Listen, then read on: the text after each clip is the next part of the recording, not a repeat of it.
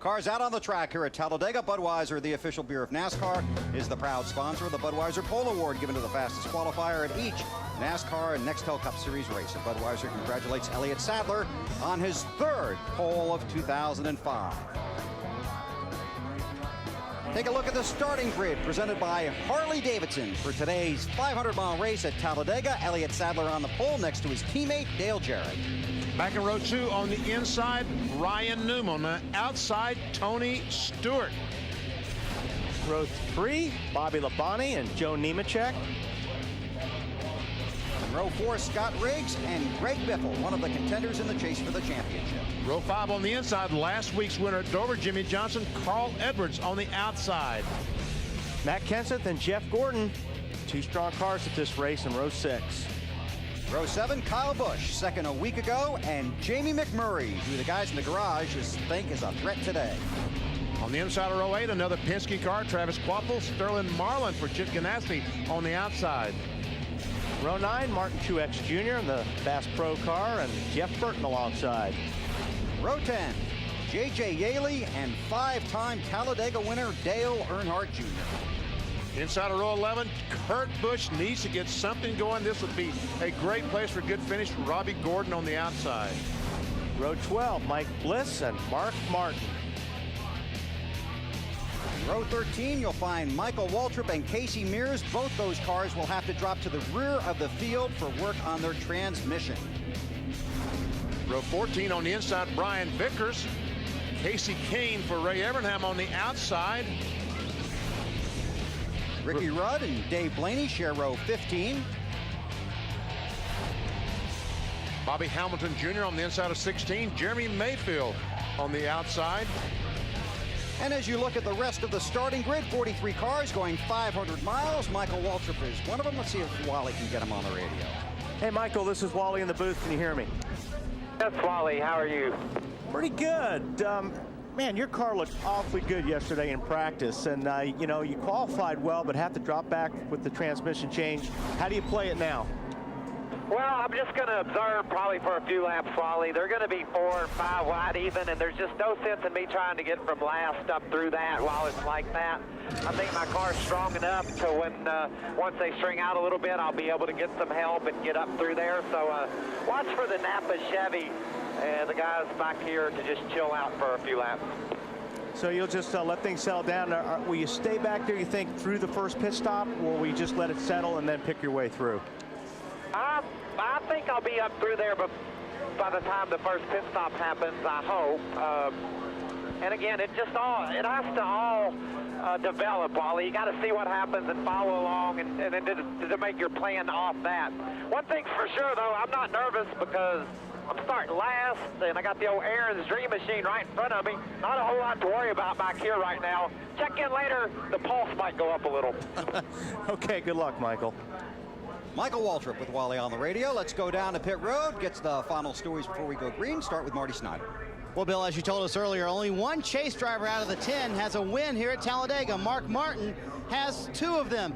But he admits, you know what, I'm not a very big fan of restrictor plate racing, but I understand why you folks at home would love it so much. If I was at home, I'd be sitting on my couch and you couldn't pry me away from the television. That is excellent advice from Mark Martin. Sit back, relax, make sure the drinks and soft drinks and the snacks aren't too far away, because you won't want to miss a minute of today's race. Mark told me just a moment ago the car is outstanding. We can definitely win. Matt?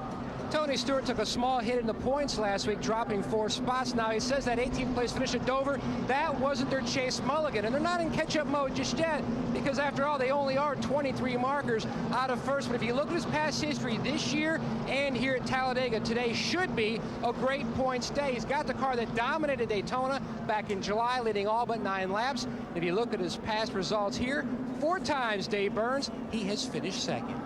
Ryan Newman would like to change the record books today for RP Roger Penske because he has no RP restrictor plate victories. He could do that today based on a very good car in practice so far. And momentum in the chase so far. He's the only chase driver to have 2 top 5 finishes in 2 races. That win at Loudon, and of course last week 5th at Dover. Alan? Right now, every driver on the track, every crew member here on pit road is thinking the very same thing. Will the big wreck happen, and will our car be in it? For the 10 drivers chasing the championship, whether or not they're in the big wreck will determine whether Talladega was opportunity or obstacle for their title bid. For some, like Kurt Busch or Matt Kenseth, it could be an elimination race. Will the standings close up, or will some find their title hopes extinguished? We find out starting right now. Bill? Thanks, Alan. You guys have a great day down there on pit road. Chevrolets have been very strong here at Talladega. They've won the last 13 races at this track. Take a look at the Chevy drivers to watch. In the last 8 restrictor plate races, Jeff Gordon has 4 wins, Earnhardt Jr. a couple, Stewart and Michael both with a win. We'll see what happens for those Chevrolets today. For much more on NASCAR, log on to NBCSports.com. Check out Benny's preview of each race in the chase for the Nextel Cup Championship. And Alan Bestwick has a look at why Kurt Busch is the driver with the most to gain from today's race at Talladega. It's all at NBCSports.com. And as we were going through the grid, you saw drivers that failed to make the race and drivers that had to fall to the back, and Bobby Hamilton Jr. was on both lists. He did not qualify for this race in his car, but they worked a couple of deals down in the garage. So Bobby Hamilton Jr. shifted to a car. He put 32 and tied on it. They wanted to get their sponsor in. Mike Skinner moved out of one car into another car, and Hermie Sadler gave up his ride. So that's why we've got a couple guys moving cars, and one guy, Hermie, who did qualify, is not actually in the race. And I would imagine some cash changed hands. You think? I think. I think a lot of cash probably changed hands, but they really wanted to get the Tide ride and that sponsorship into this race, and Michael had the Aaron's deal. He wanted to get that into this race, and it took a lot of guys working hard, and they got it all worked out. Beautiful day here in Talladega, 82 degrees, sunny, breezy, and a lot of fun. Well, it's a lot of fun for us. It's a lot of fun for the fans and hopefully the TV audience, but 43 guys not going to have a whole lot of fun today. Pretty nerve-wracking. The guy that wins will. 143,000 seats here. Tickets were sold to people from every state in the union, and 10 foreign countries are represented in the crowd, in the grandstands and in the infield. They've all come to see the excitement of Talladega. You get it for free, live on NBC.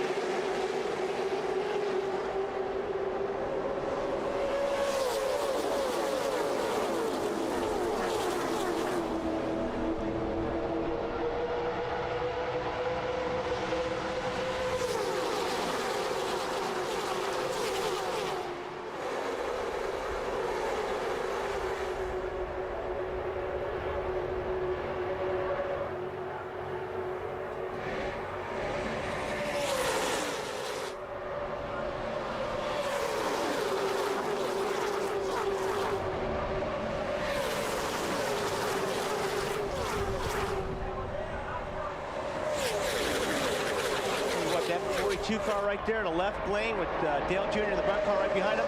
That car got really, really loose when he pulled up in that third lane with Earnhardt behind him. 187 to go. And now these cars will begin to get up to full speed. With the restrictor plate, it takes about a lap and a half, almost 2 full laps to get up to full speed. Check out Rusty Wallace. He has that 2 car up on the outside trying to work his way from the back to the front. Rusty lost an engine in qualifying. What an unbelievable picture. This car's going down the backstretch. I talked to Jamie McMurray in that 42 car off on the outside, followed by Junior. Talked to him last night, Wally. He said he has the best car he's ever had at Talladega. So the car is flying. Tony Stewart trying to get the lead and 5 bonus points. Not quite this lap. Or will he? I think he got it. Yep. 5 bonus points for Stewart. One of the 10 drivers in the chase for the championship. Those drivers are highlighted in Nextel yellow on the ticker at the top of your screen. On board with Tony. Here comes his teammate Bobby Labonte in that 18 car. Bump draft. There's the bump draft we talked about, and that's actually pretty nice right there. They'll get a lot harder as the race goes on. These guys will just be slamming each other in that back bumper. Matt Yoakum. Bill, when you talk to crew chiefs in the garage all weekend long, they said the 20 car is who you want to run with. He can run anywhere. He's the car to beat. Latch on to him and you'll go or stay up up at the front. And right now, he's got his teammate lashed onto the bumper, AB. Dale Jarrett sometimes has taken the strategy here at Talladega of dropping to the back of the pack and riding for a while in this race, saying it doesn't do you any good to try and finish if you're not around when the checkered flag waves. Today, with this brand new race car he's driving, Todd Parrott, the crew chief, says we're going to try and stay up front as long as we can. That's the safest place to be on this racetrack. And AB, he might have the horsepower to do it today, because the 88, 38, and also the 21 car they have some engines in the car today, a little bit experimental, a little more horsepower, but they wonder about the durability. That's why they have them, to get ready for the Daytona 500 in February. You can go fast, but can you last is the question. That's the key. That's what they're trying to find out. Rusty Wallace had a start at the back of the field, has worked his way up to 25th. He's in the middle of that pack right next to Mark Martin, Matt. His longtime racing friend, now Rusty, told me that the Penske plate program has really stepped it up this year. He's trying to take advantage of it in his final restrictor plate race here today. He told me he doesn't want to be in the middle of the pack. First choice, obviously the front, second choice at the back. But he says anywhere from the middle on back, usually that's where trouble finds people. That yellow line is out of bounds. You cannot go down there and pass. If you do, you must give the position back, or NASCAR will bring you in for a conversation. And that's why Tony Stewart backed off and let that 88 car get back in front of him. You think he had such a run? Or? Well, I think that was probably some of it. I don't know why he went down there so low. He didn't really need to go that far down, but sometimes you forget about that line when you're racing in a pack like this. There they are, 4 wide going down in turn 1 at 190 miles per hour. And these cars look like they're glued to the racetrack, but believe me, they're not. These cars are a handful right now, and most of it has to do with the air. It's all the air turbulence, especially in the middle of this pack of racing, is making the car do weird things. Sometimes it won't turn going into the corner, and then the next lap it'll get sideways going into the corner. It just depends where the cars are positioned and where the cars are positioned around your car. I mean, it sometimes is terrifying because you don't know what the car's going to do. Sometimes, most of the time. Only between the green and the checkers. Bill, you've driven a car down the freeway behind a truck. Yes, sir. You know that feeling how the car moves around? Yep. That's exactly what these cars feel like every foot around the speedway. Magnify at times 100. Yeah. Guys in single file trying to break away from this pack.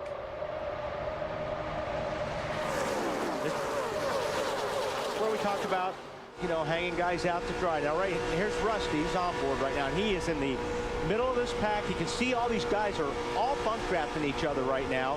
You can hear Rusty working the throttle. This is where you have to be really, really careful in this race, because when you're in that middle lane, any guy around you makes a mistake, and you could be in the wreck. Hear him backing off the throttle? And when you do that, you lose the momentum. You see how the car's floating around, especially through the tri-oval. These cars are, like I said, they're not stuck to the racetrack like they look. These things are just all over the place. This track rough? Very rough. Yeah, but it's not as rough as some places they race at. You can see the cars going through the bumps, but a lot of it is the air. Sadler leads, and here's Ryan Newman moving inside of Jimmy Johnson. And inside Kenseth, the 17 car. And Newman would like those 5 bonus points for leading a lap as well, and so would Matt Kenseth. Junior, on the move, Alan. Yeah, 5-time Talladega winner, BP. This race car, Tony Eury Jr., the crew chief, started on 2 weeks ago, Friday. It has been to the wind tunnel in those 2 weeks 5 times, getting ready for this one race, looking to get DEI back up front at Talladega. Marty?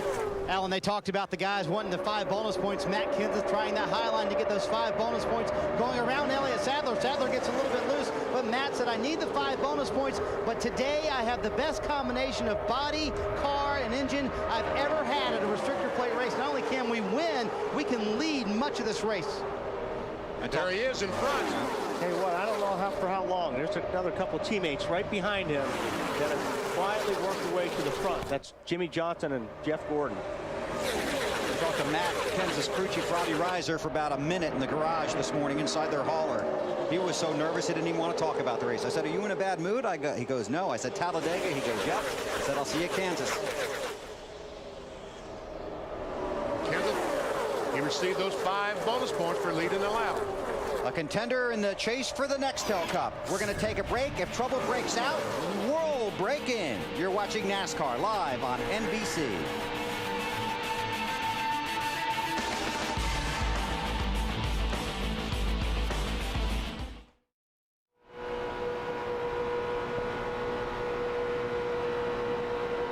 Inside, he's got help.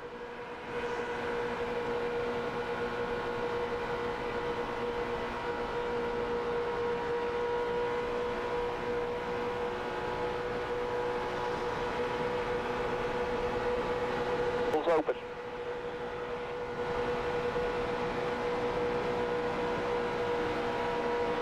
Inside, 3 wide. No help right there, bud. 7 car coming inside.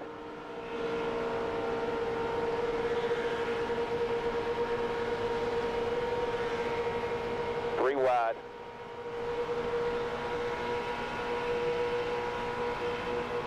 Still down there.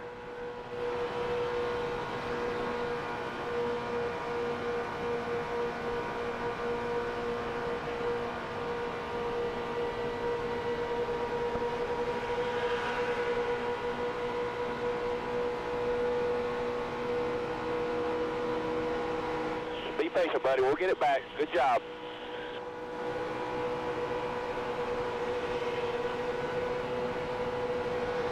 Got some help from the 9 car there.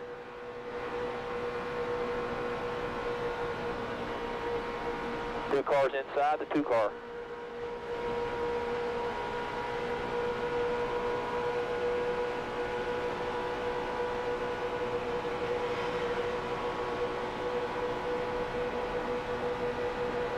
Middle's open. Middle's open.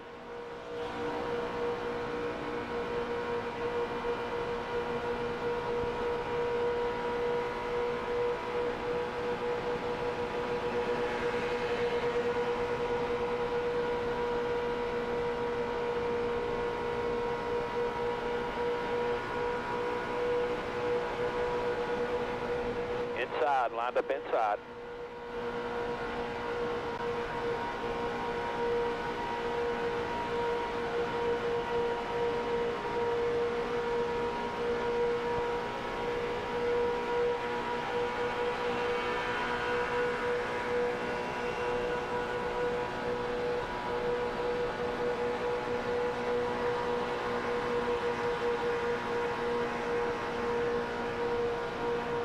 Inside. 3 wide. Still under green here at Talladega. Coming around to complete lap number 13 here are our AutoZone and the Zone drivers at Talladega. Junior with 5 wins in his last 8 races. Tony Stewart, good runs here. And of course, Jeff Gordon won here back in May.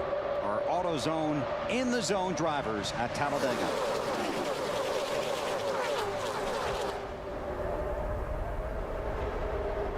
Swap the lead up front. Sadler has it back.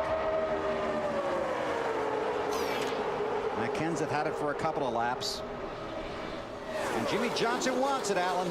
Yeah, it wants it badly, Bill. Remember, we talked about his car getting some damage on its left rear corner in yesterday's final practice session. They had to repair the bodywork on the car, basically from the rear glass back to the back bumper.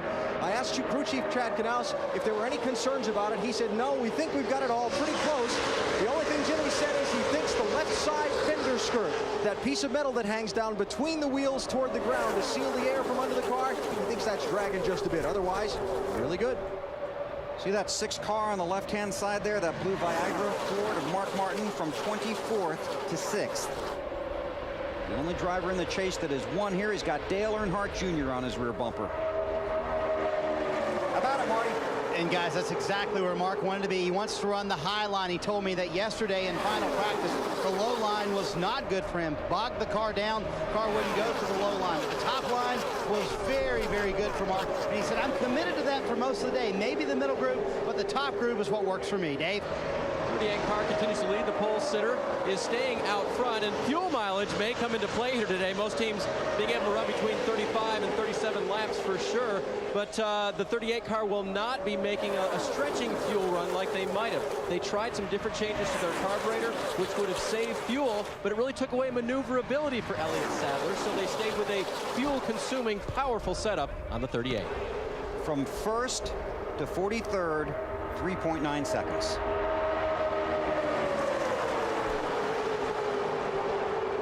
Jimmy Johnson looking for the lead on the high side. Jamie McMurray looking for the lead on the low side. And Elliott Sadler trying to hold it in the middle. So who's going to win? Through the tri-oval to the start-finish line, which is down close to turn number 1. Yeah, McMurray didn't really have any help on his rear bumper, and that's what cost him right there. Now he's got some help there with the 17. The 17th actually pushing him. And Jamie led that lap. Marty? Wow, this is just fun to watch, isn't it, guys? McMurray told me his car is so good, he feels like he can almost pass people by himself without any help. He can get a good run off of a corner. He thinks he can pass someone without the draft behind him. He said, like other people have said, best speedway car in combination I've ever had. I feel like we can lead a lot today, and I worked well with everybody, including, he mentioned specifically, Elliott Sadler. Fun to watch, but is it fun to race? Jeff Gordon's had a lot of success at this track. We asked him that question. There's times that I absolutely love it, and then there's times when I absolutely hate it. You know, I think that the rules package that we have right now is the best that I've seen it. The cars can still pass, they can still close up, but they don't close up so much where we're just running all into one another. You know, and everybody's gotten their cars so close. The drivers have learned so much about the draft that, you know, it makes for very, very tight quarters. I'd say the only thing that I am against, and it's nothing we can do about it, it's just that the slightest little mistake by anybody, we all make them throughout the race, can cause a 20, 30 car pileup. And I'm just fortunate that our cars are as safe as they are these days. And you know, Jeff was right behind Jimmy Johnson earlier, went to a commercial, and what happened was Johnson was out front and he was trying to break the draft on the low side, the high side, and Jeff caught him and had to jump out of the throttle not to hit Jimmy Johnson, and he wound up losing about 10 or 12 spots. So I think Jeff's got a really good car and he's working his way back up. But hey, B, I think he's going to be pretty tough today. Wally, I can give you the very latest on Jeff's car, direct from his radio. He said the front end not gripping as well as he'd like, a little bit sliding the nose in the corners in this tight crash.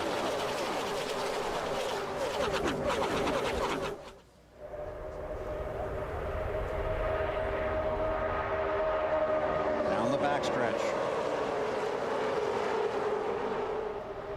Jamie McMurray leading the field.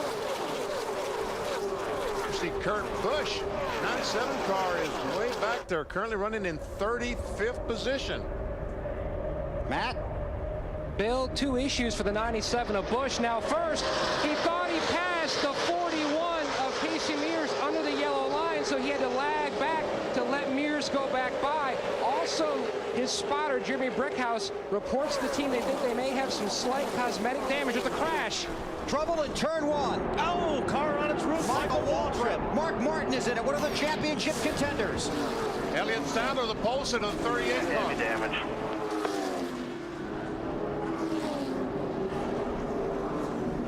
That's Mark Martin's car right there. I couldn't really tell.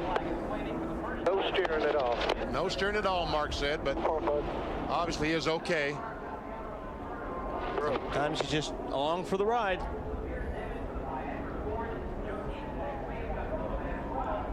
And that's what these guys in the chase especially were Concerned what they about. were worried about is this right here.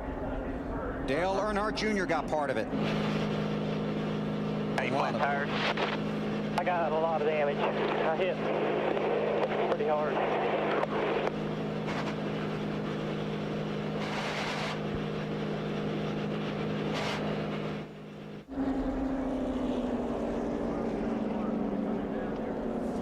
Allen Yeah, championship leader Jimmy Johnson got a piece of that also, Bill. He has called into his crew some right side damage on the car. Crew chief Chad Knaus calling Jimmy in. They're going to change the right side tires, check it over, send him back out to stay on the lead lap and make a game plan for if there's anything else they need to address.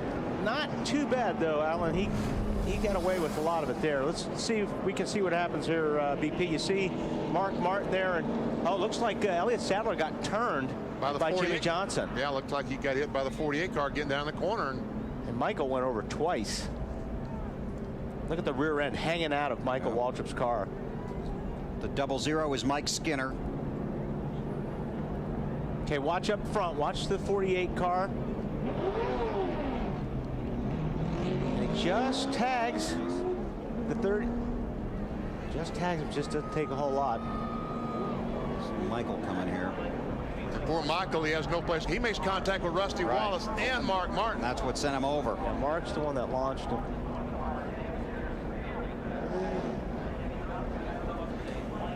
Oh, man, those cars just getting by on the bottom side.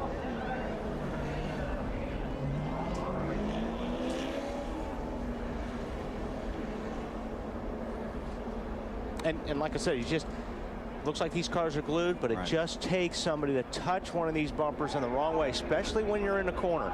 You can do it on the straightaway, as long as your steering wheel is straight, but it doesn't take a whole lot to get them sideways. It really is a tightrope when you're racing here. I mean, you've got to respect everybody, and you're so tight all the time. If the guy slips a little bit and gets out of the throttle, you've got somebody that's right on your bumper, so it doesn't take much for somebody to get into you. So several cars involved.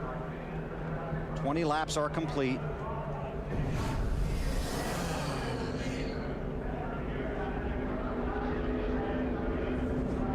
They continue to work on those cars. Meanwhile, the field on pit road. Marty. Well, Matt Kenseth said his car's very good. He's going to take 2 tires here, a little bit tight off the corners. They make an air pressure adjustment to the right front. Matt?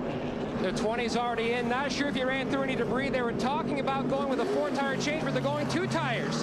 Dave. Top of your screen for Greg Biffle. He knows that he ran through debris, so he said we've got to change 4 tires on the 16. Alan. Jeff Gordon taking 4 tires, bottom left of your screen. You'll see the race off pit road on the right side of the screen. Gordon going to lose some spots by getting the 4 tires. Marty? And Dale Earnhardt Jr. Is surveying the damage from the Chevrolet. He came into the garage here. And we'll give him just one moment. We'll get to him in just a second. We had him a second ago, but his crew called him over to look at the right front. But a lot of damage to the 8 car. And we'll get a word with Jr. in a second. Well, a lot of guys down in that garage. Very crowded working on those cars. Junior, a 5-time winner here, but not today. This was a moment ago. Mark Martin climbing out of his car. 2-time winner at this track, 4 times second in the championship standings. Was hoping to get through here with some points. And we all know how much he wants this championship. On board with Junior. Watch Mark Martin.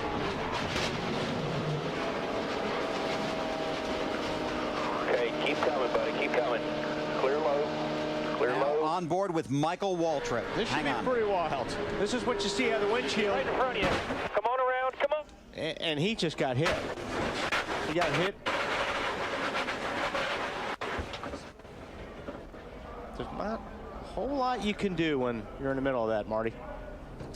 Yeah, guys, and after his team called him to look under the hood, it's terminal damage. But what happened to start all that? I don't know. The 38 and the 20 or the 48s just stopped in the corner, right in the middle of the corner, and I didn't have anywhere to go. I hit Jimmy square, but I guess he had the 38 by the corner and just turned the 38 around. I don't know why they stopped. You had to ask them, whether they got together or something in front of us or whatever. But I couldn't do nothing going that fast. The racing seemed to be quite intense very early today, Junior. Well, that's what we get paid for. All right, Dale Earnhardt Jr. will be done for the day. And his teammate Michael Waltrip got out of his car, we were told, under his own power. Mike Skinner, Joe Nemechek, Mark Martin, Dale Earnhardt Jr., Michael Waltrip, Elliott Sadler, Jimmy Johnson all involved in that crash. And you can add the 2 of Rusty Wallace, another championship contender that got a piece of it. We'll update you when we come back to Talladega.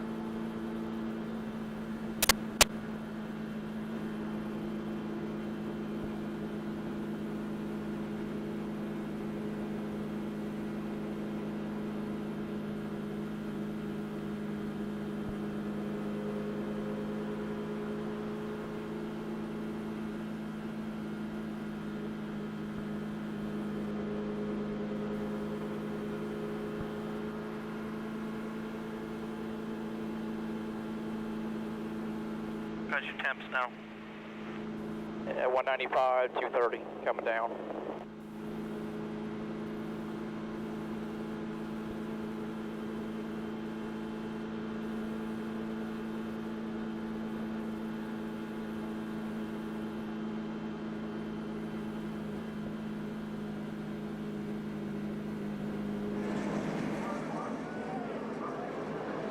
NBC Sports here at the Talladega Superspeedway in Alabama. Under the caution for a multi-car wreck. Just a moment ago, the 38 car, Elliott Sadler, gets bumped from behind by the 48. Around he goes in front of all that traffic. He was running second when that crash took place.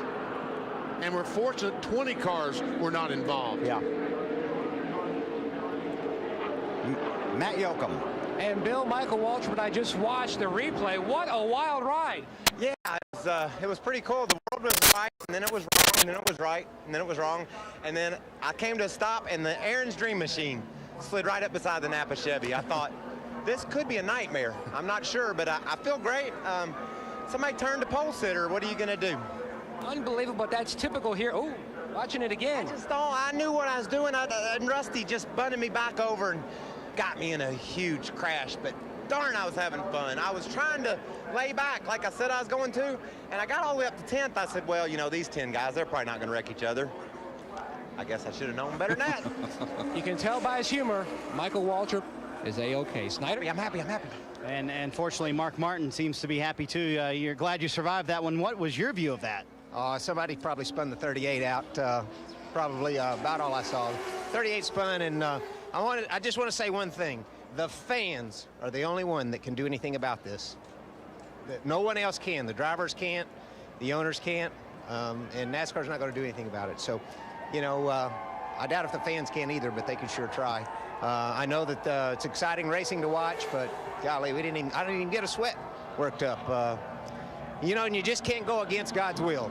I'd have a championship by now if it was God's will, and you know, I'm okay, and we'll finish this one off, and we'll worry about next year. What would you do to fix it? And surely you don't think the championship is over at this point, Mark? Sure would have been a lot easier if I'd have finished in the top 10 today. You know, the only thing they can do really is take the banks out of these places, and then it wouldn't be as exciting for the fans. And so that's why it's never going to happen. But when you have 230-mile-an-hour race cars running around at 185, this is what you're going to get. I don't care. The drivers can't control it. You can say they can, but we don't really have control over the situation, and we can't get anything done. And you know, the race cars today have outgrown these racetracks. They're 230-mile-an-hour vehicles, and you know, it's like riding around out there kitty cars, you know, at 185. Some very outspoken comments from Mark Martin. Matt? Elliott Sadler's also walked out of the infield care center. You're okay. You said you didn't need to see the video. You know exactly what happened. Yeah, I know exactly what happened. The 48 I don't know where he was going. It's lap 18 or 19 or whatever it was, and too early in the race to be doing that, and I just had no control of the car. My back tires are off the ground. It's a shame. I'm going to bite my tongue right now, but I feel sorry for all the M&M guys, everybody in the shop, in the engine shop. We had a really good race car. We were just kind of riding around, pushing each other around, exchanging the lead, but way too early in the race to cause a big pileup like that. I mean, we have 3 pedals in the car. You know, the middle one's the brake, in case he doesn't know that. Maybe I'll give him a diagram for next week, but it's a shame to take out a lot of good cars this early in the race. It's just no sense in racing like that early.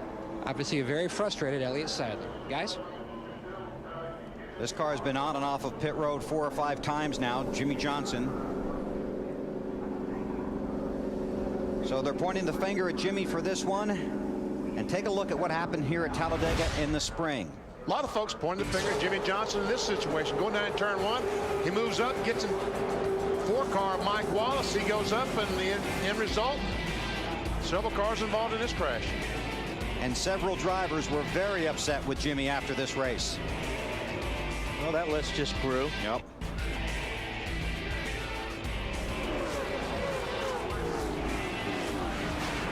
So that was May. And now from our helicopter, one more look at what happened here moments ago. You watch the 38 car. He's right there in front of the 48. 48 got a good run. Right there, he just got in the back of him and turned him. And, you know, you have to run this place with 1 foot on the throttle all the way down and 1 foot on the brake. And when something like that happens, you got to work the brake pedal. Like Elliott said, it's too early to be running over each other. Jimmy Johnson, and here is his radio conversation after the crash. Car hit me from behind and pushed me right into the 38. Drafting in the corner is not the smartest thing, is it? But hey, that's all right. It's all right. We'll get her fixed up here. All right, he said that someone ran the back end, pushed him in the 38. Well, it must have happened about 300 yards before this crash, because if you look right here, there's nobody on the 48, on the 48's bumper. There's the cars we're talking about, the 8 car. Now, if you watch here, there's no contact, there's no contact, there's no contact. So he's already turning them before Junior got to the bumper.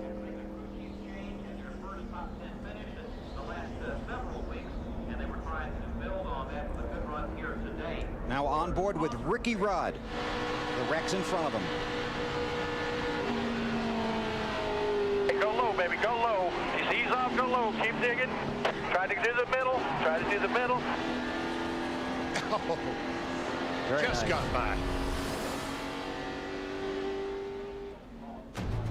Ricky Rudd weaving his way through. Under caution at Talladega after a multi-car wreck that took out championship contender Mark Martin and others.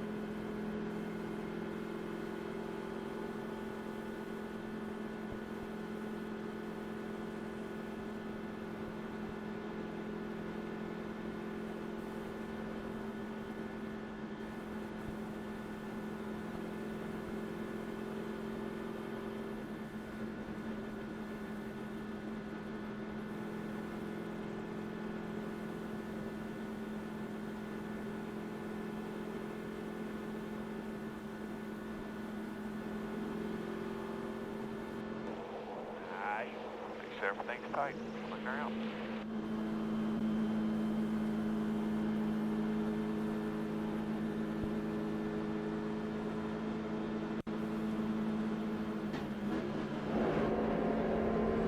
Coming to the green, here's our Miller race fact. The pole sitter has won only one of the last 19 Talladega races. We can cross that out and make that 20, because Elliott Sadler was on the pole, and he will not win today. That's an amazing statistic. Back to green. Matt Kenseth, a 2-tire stop. Tony Stewart, 2 tires. Hal Busch, I'm sure 2 tires. Probably the first car with 4 would be Scott Riggs or Greg Biffle back in 7th or 8th.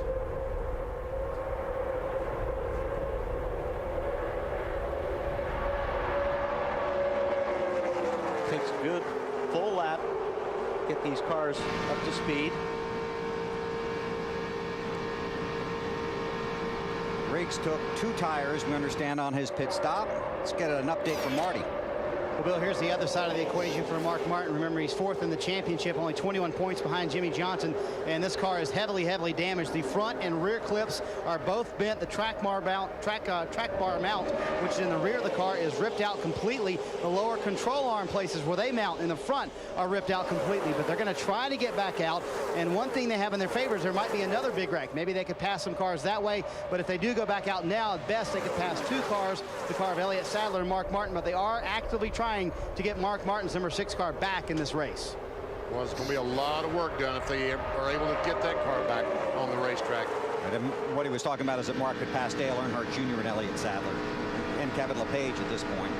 I tell you what, Jamie McMurray did not lie to me. He does have a very good race car, that 42 that currently is shown in 3rd position. And McMurray took 4 tires on that pit stop. He was excited about how good this car is. He really was. And I think this is where it helps the guys that took 4 tires now. If this thing goes green, they make a green flag pit stop next round.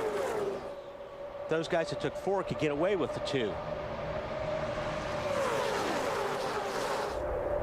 Martin drops to 7th. Yep. 3 spots he loses.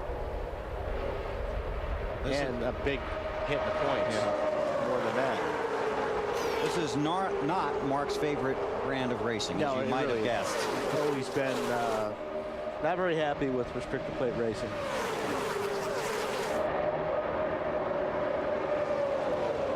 Tony Stewart, Matt Kenseth, Jamie McMurray at the front. Oh, wow, that could have been a disaster right there. Jamie, careful. There's cars coming on the outside. Kyle Busch in the 5 on the outside. And just McMurray having to check up that little bit off the throttle. He's going to lose 5 or 6 spots because of that. Alan, how about the 48 car? What kind of problems does he have? Well, DP, they made 5 pit stops under that caution flag. Biggest problem for Jimmy Johnson, right front fender damage. Crew Chief Chad Knaus told Jimmy that the right front won't be able to stand any abuse. He's going to have to really be careful if he tries to bump draft anyone up through the traffic. If you'll notice, his teammates Jeff Gordon and Brian Vickers have dropped back to try and help Jimmy draft back up through the traffic and get back into contention for this thing. Friends and teammates. Dave, how about Vickers?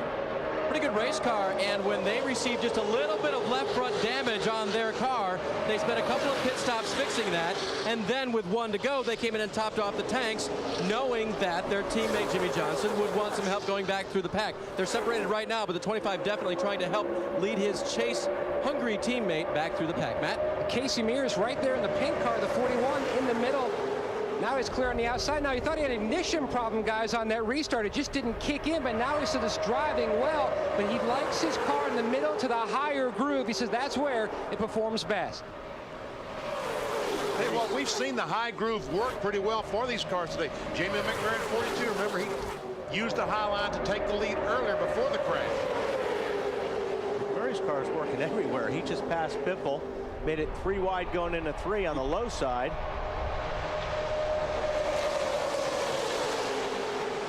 Marty, he likes that 42 car.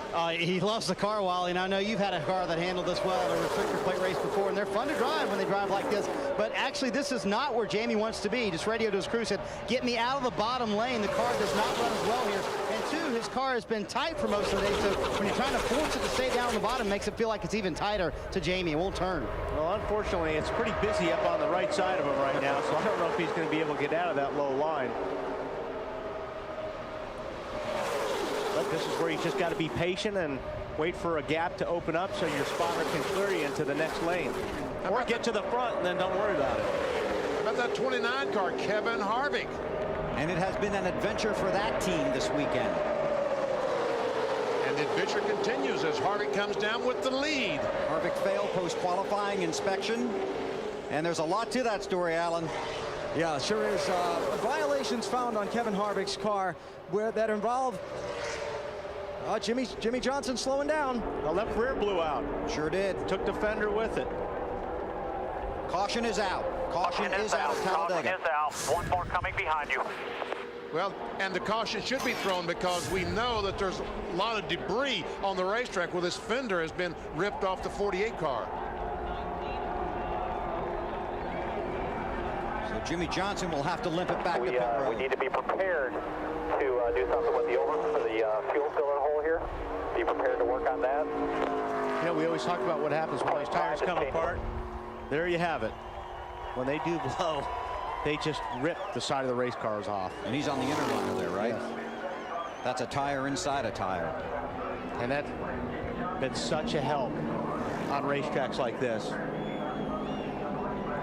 Right side of the screen as we go on board with Joe Nemechek.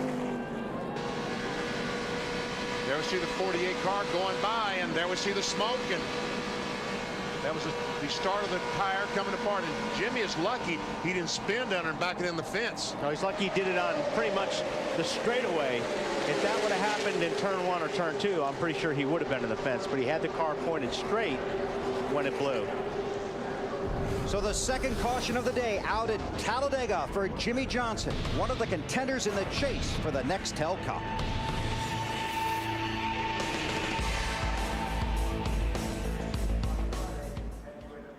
Let's just do fuel only. Tires feel okay? Yeah.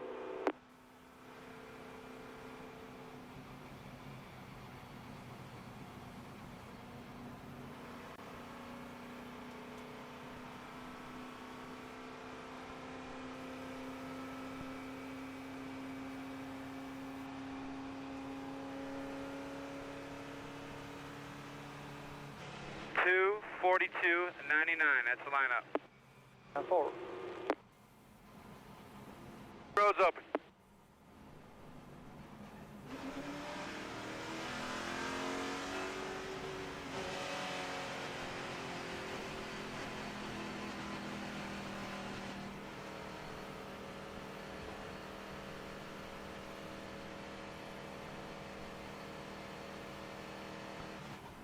Fuel only if they come. And a tear off.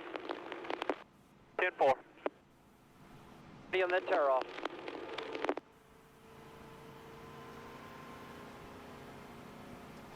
Lata, you and your brother right there, get back there and push. Knock that grill off. Here we go, everybody's coming. Fuel only and tear off.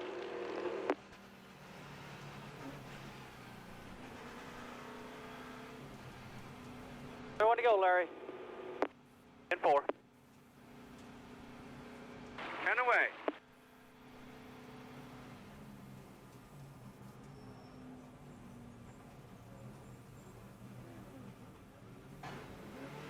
Let's go, let's go, let's go. All the way up, all the way up. Watch your speed.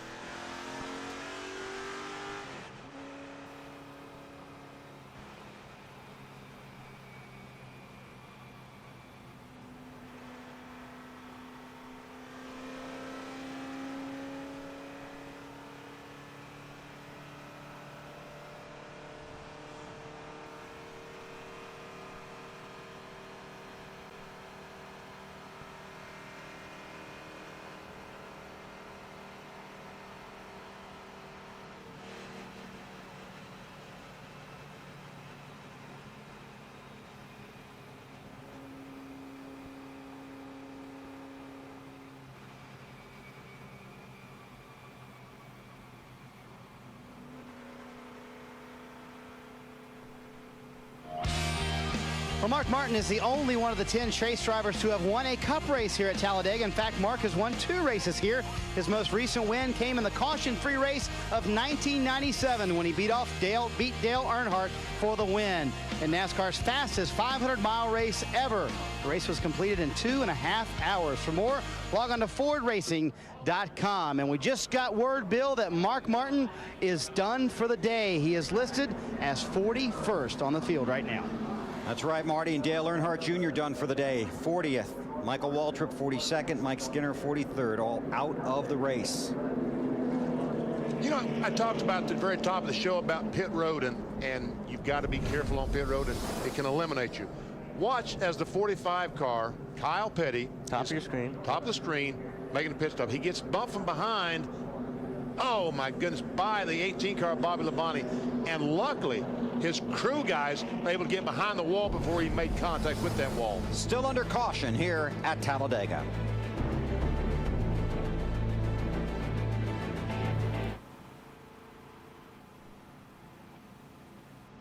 Roger, you on here? 10-4, go ahead.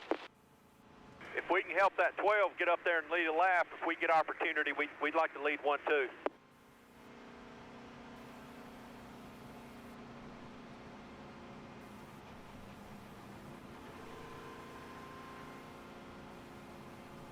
Told him 10-4, he said 10-4.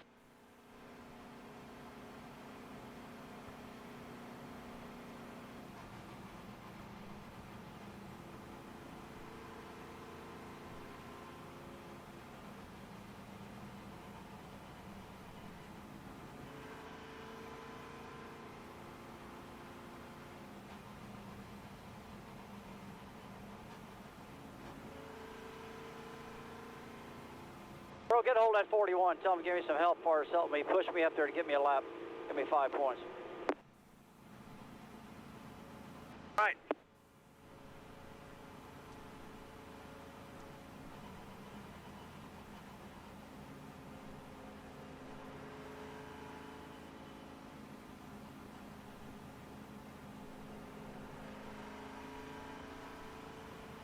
All right, here we go. Lights are out.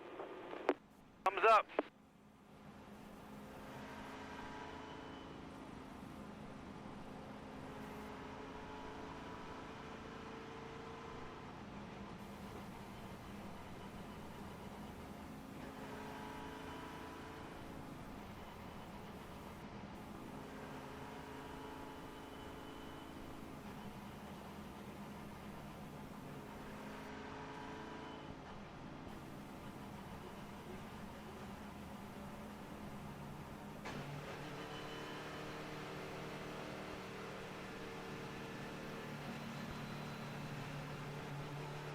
Pace cars off, be ready.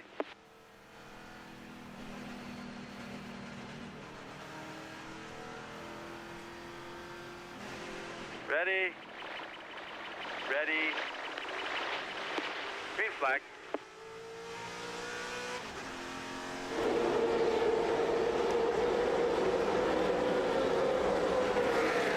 The field is taking the green flag going into turn 1. Under this caution, just about everybody pitted, a variety of strategies. Fuel only 2 tires, some with 4 tires. Kurt Busch in the 97 car leads the race. He did not stop. 5 bonus points for Busch, one of the championship contenders. And Newman in the 12 car wants to get that lead, get those 5 bonus points. 16 car, Greg Biffle. That's why we see so many different strategies trying to get those 5 bonus points. Behind the 41 car of Casey Mears is the 2 of Rusty Wallace. He'd like to get up there and get his 5 bonus points. On board with Rusty. Last ride at Talladega. This place hasn't been too kind to Rusty. What did you say in the pre-race show? 1 top 5 in all this time? Yeah, and that was a 5th back in 1988. My goodness. An update on car 48 from Allen. Yeah, a few more pit stops under this caution, Bill. They basically cut away all that sheet metal that had been blown away when the tire went on the left rear. Very concerned about being able to fuel the car. The neck where the fuel containers couple to put fuel into the car is in the left rear sheet metal. That's okay. They wanted to make sure that when the body travels down, they didn't have any sharp metal edges to cut another left rear tire. It's not a very pretty race car right now, is it? You're not kidding. But Allen is fast enough to meet the minimum speed that NASCAR has posted for today's race, so he can continue to run around the racetrack. 39, now 40 laps complete in the UAW-Ford 500. Take a look at our Craftsman pit summary. And this will juggle throughout the day, basically based on your pit strategy. Looks like Gil Martin, the crew chief on the box for Kevin Harvick, decided to change 4 tires on that stop and put the 29 back to 15. So he took 4, and some of the other guys did not. Cast him on pit road. But back to your strategy now. Next time, Harvick, only need 2, perhaps. Right. If it stays green, that's what these guys, I think, try to set themselves up for. Tony Stewart behind Jamie McMurray, trying to work his way back to the front, Matt. Now, Bill, you saw the replay of the incident between the 18 and the 45. There was another incident. Tony Stewart took 2 tires, but he stalled as he was leaving his pit stall. That jammed up pit road on my end. Mike Wallace trying to get in. He had to hit the brakes. And then the 10 car of Riggs was leaving. He had to get on the brakes. He hit his teammate, the 01 Nemechek. All slight body contact, nothing major. But we had some more incidents here on pit road. Didn't somebody say something about pit road being a tough place today? Who was that? BP was mentioning that. Yeah, right. And the thing is, it's slight contact here, though, also. You know, if you wreck these fenders in the pits, it will hurt your performance on this racetrack, because this place is all about getting through the air. That's right. Damage at 10 miles per hour will make a huge effect at 190 miles per hour. That was one of Burns' cards in the countdown to green. Remember, the Dents. dent card. You don't want to have the dent card show up in your hand.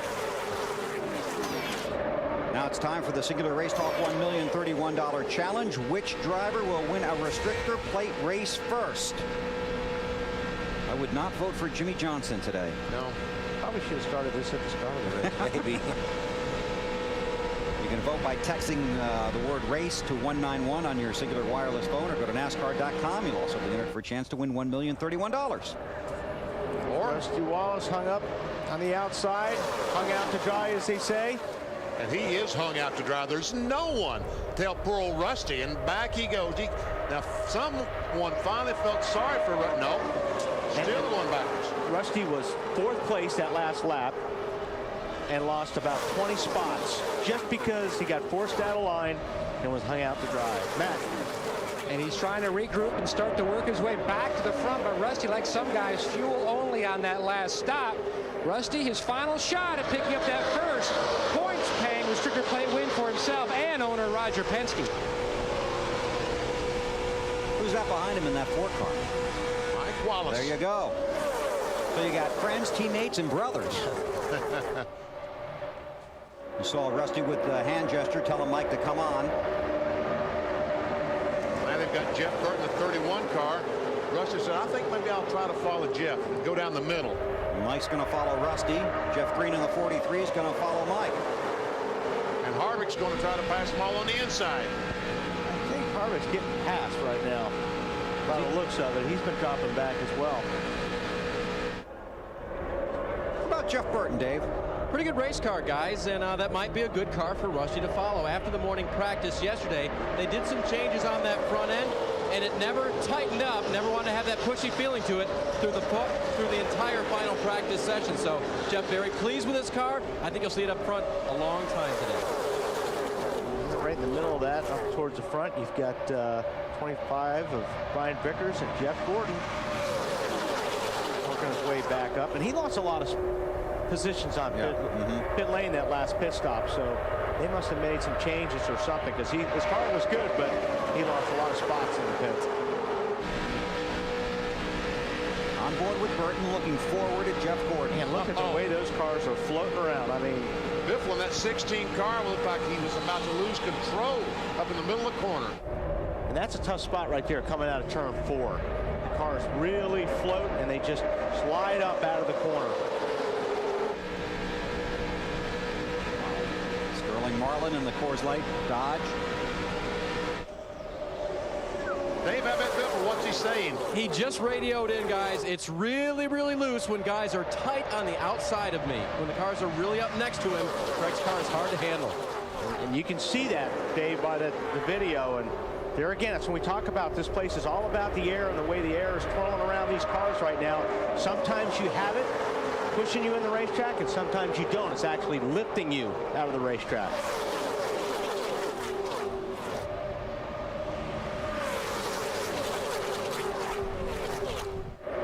See all these cars going by. Finally, here comes the 48 car Jimmy Johnson, drafting with Jeremy Mayfield in the 19 and Scott Riggs in the 10. Alan, has he said anything on the radio talking about Jimmy Johnson? Oh Yeah, BP, there's a lot of radio traffic. In fact, it's about nonstop. A lot been made about the fact that all 5 Roush Racing cars are in the chase for the Nextel Cup, and only one of the Hendrick Motorsports cars is. But Jimmy Johnson has those 4 other teammates on the track. They're working to try and help him make the most out of today. And there's been a lot of talk about the... you want to try to get back up there, or what do you want to do here? I need to get in there with some guys pushing me. I was having a hard time hanging on to those 4 cars. I need some help. Guys, if you can get back there to help us, great. But, you know, the big key here is we got to finish this race, Steven. Coming to the green, pace cars off. Jimmy said he was having a hard time keeping up with us before. Never mind now, but they could use the push. But, you know, we got to do what we got to do, too. What's he doing? I'll let you know if we got to go back and help him. You keep running where you're running. They get double file will be all right.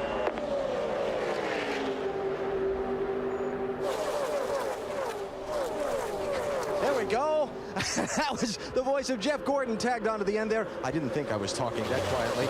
Jeff tried to do what he needs to do to win the race, but at the same time, the big picture for Hendrick Motorsports, win the championship for Jimmy Johnson. What do we have to do to get the most points out of today? I see Jeremy Mayfield back there. I mean, is something wrong with his car, or is this strategy on his part? I bet it's strategy on his part. Dave, what are they doing? It's strategy on their part. Actually, they were focusing on something earlier where they had a tire rub with the car, but it went away. And so now Jeremy, like some of the other guys, just running in back right now, biding his time. Well, I tell you, he better get up there on the back bumper of those guys, because if they run off and leave him, he'll be lapped quickly. 48 laps complete. The fast traffic jam at Talladega.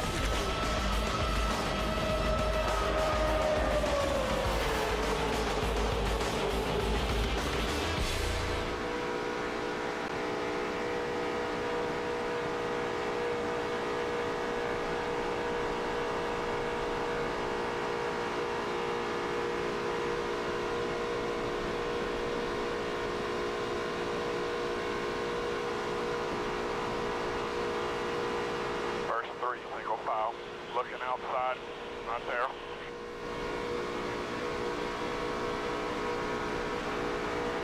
Go tell that stupid son of a bitch to stay in line for a while.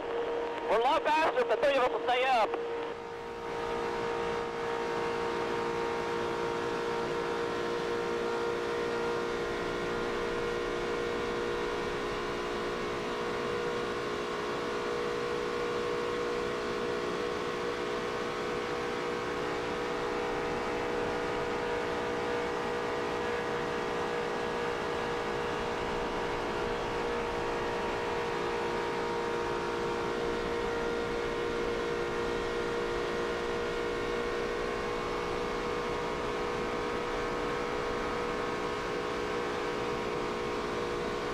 Right up 270 on my water here. Or just try and give it some fresh air if you can.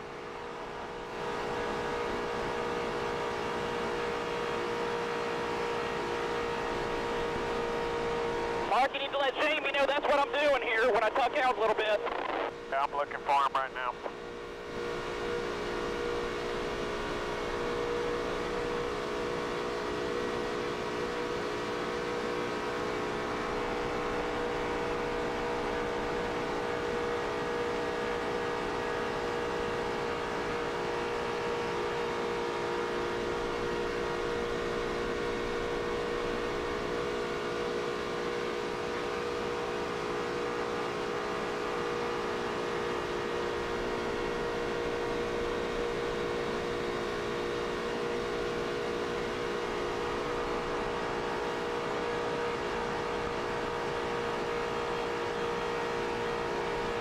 Something on it?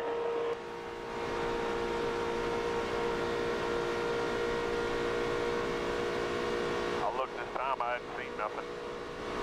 It's climbing.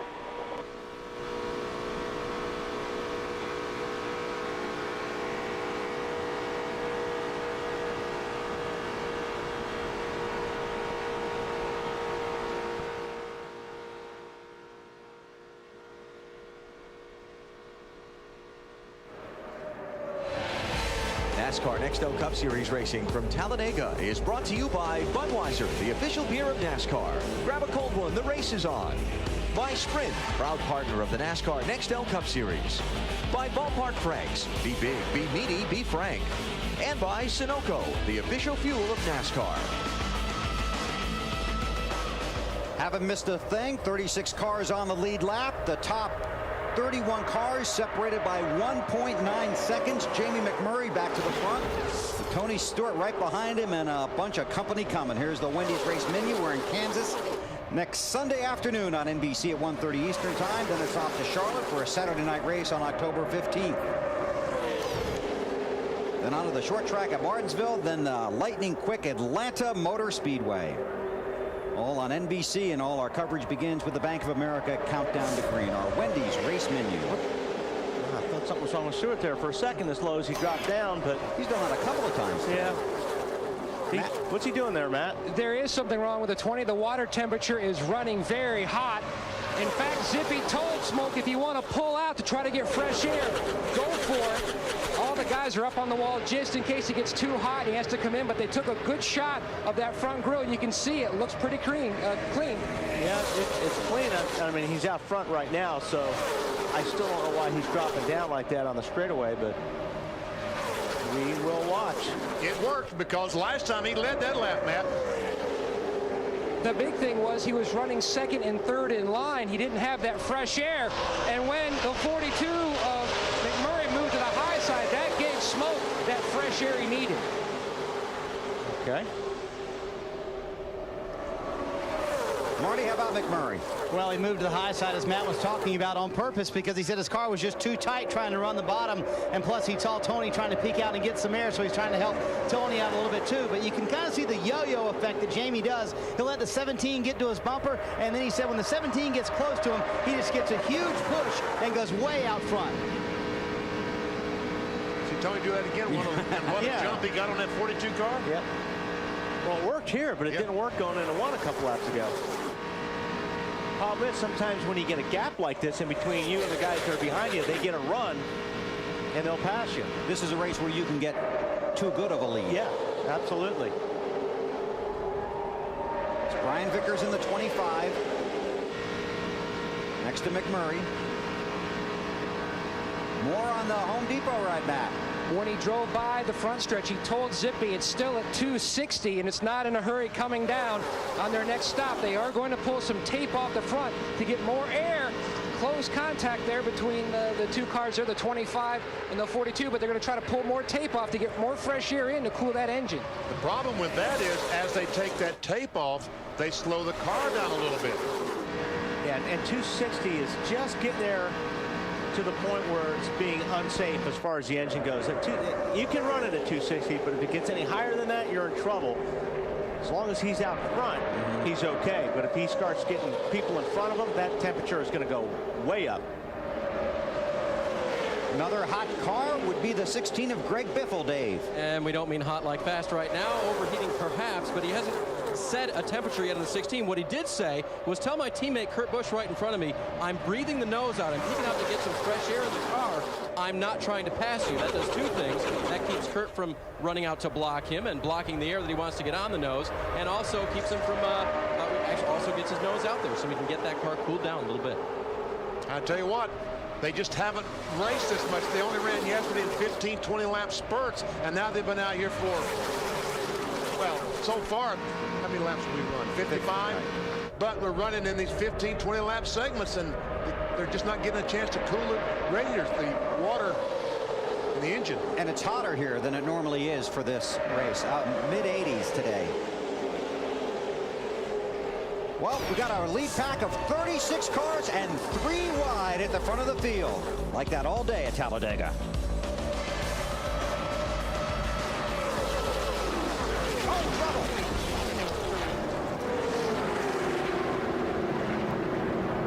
Trouble here at Talladega. Caution is out.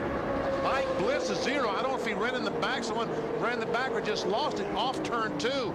All of a sudden, around he goes. Maybe the left rear tire blew on the car. Let's take a look. This happened just a moment ago.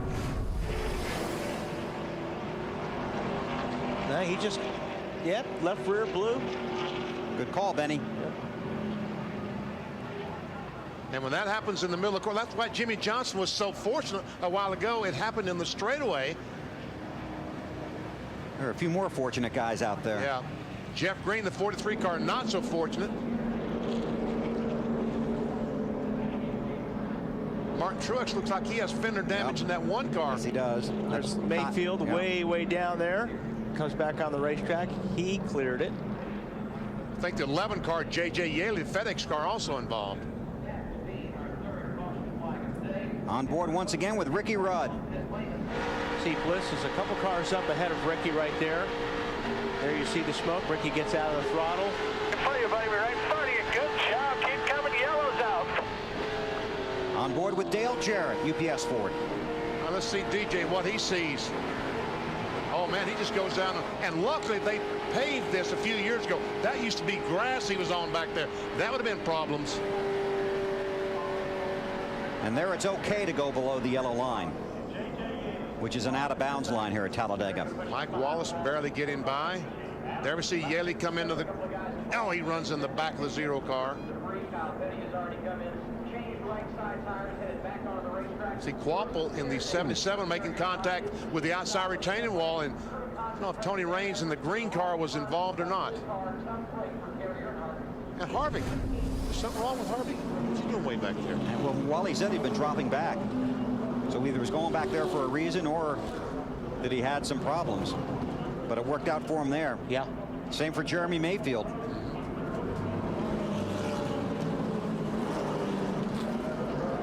And if they come to pit road, we'll see what they do with Tony Stewart's grill. And they probably will come to pit road, yes, because this gas tank they have in these cars only holds around 13.5 gallons, so you got to stop every chance you can to put fuel in it. A parade to pit road, Marty, coming for you. Yeah, Bill, Matt Kenseth ran out front for most of that run. Because of the other teams having water problems, they are not currently. They're going to clean the grill. They're going to make no chassis changes to the car. It'll be 4 tires for the 17 team, and Matt wants a clean bottled water and a clean windshield. Matt? Todd Foster wearing a crew cam. His deluxe on the right rear. They're going to make a 4-tire change. They're going to take their time to get the tape off the front nice and neat, not to ruin the rest of the tape to pull that engine, Dave. 16 car of Greg Biffle. They are going to make a little bit of a wedge adjustment. Car's a little bit loose. They did not remove any tape on the front, just clean the grill. Alan. Championship leader Jimmy Johnson, just right side tires and back out on the track. That's going to be interesting to see how that car performs in the draft up front with no left rear fender. I can't believe it'll be very good. Gained 13 spots on pit road. Might be giving them back in a hurry. Look at that shot, Benny. Todd Foster from Birmingham, Alabama. Uh-oh, trouble. He goes around to the left side. This doesn't take long, Bill. Those guys working hard on pit road at Talladega.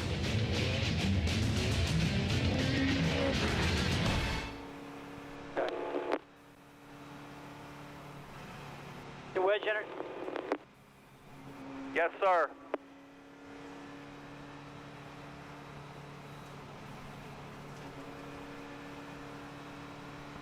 I'm truck in the middle of the racetrack, right back here on the back.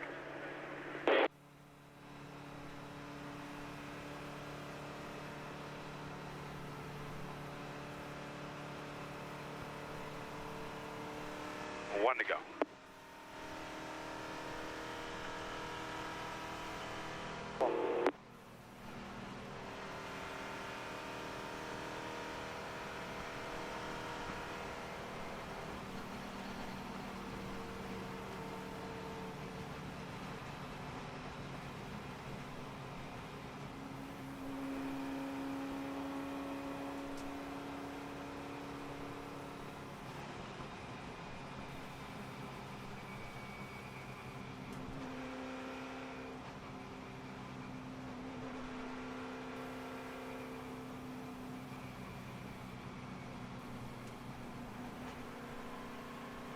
Your build-ups were 11, 10, 8.5 left rear, 9.5 left front. 4, say it again one more time, Larry. 11, 10, 8.5 left rear, 9.5 left front. Simple.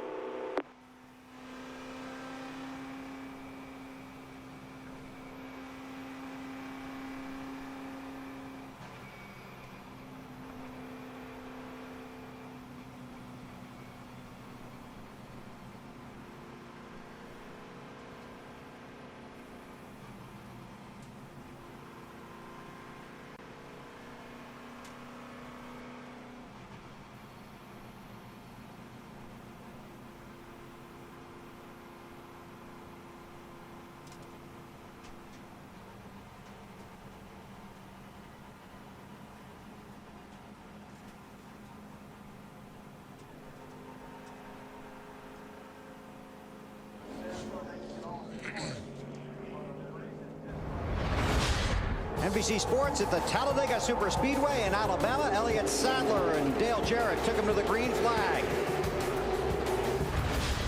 But it didn't take long. Lap 20.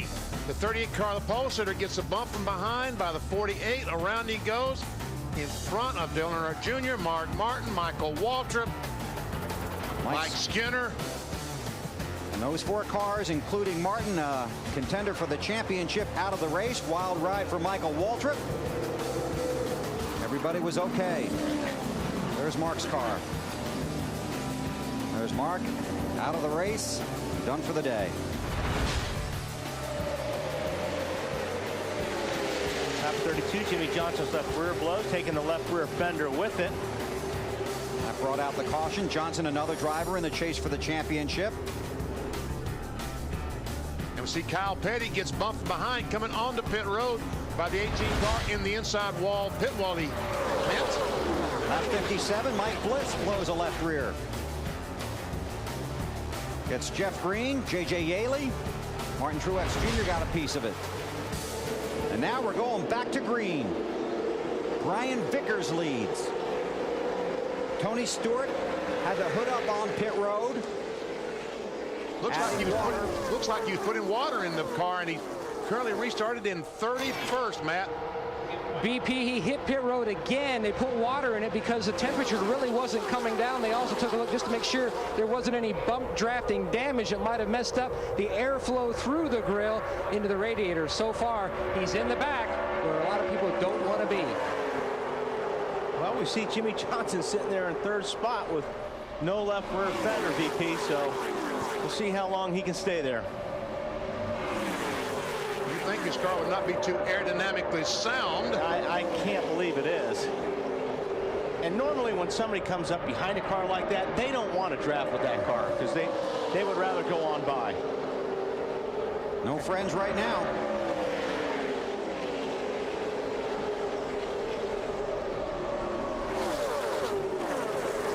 Johnson looking under the 97, Kurt Busch. And Kenseth decided he would try to take the lead, but no one went with the 17 car and left him out to dry.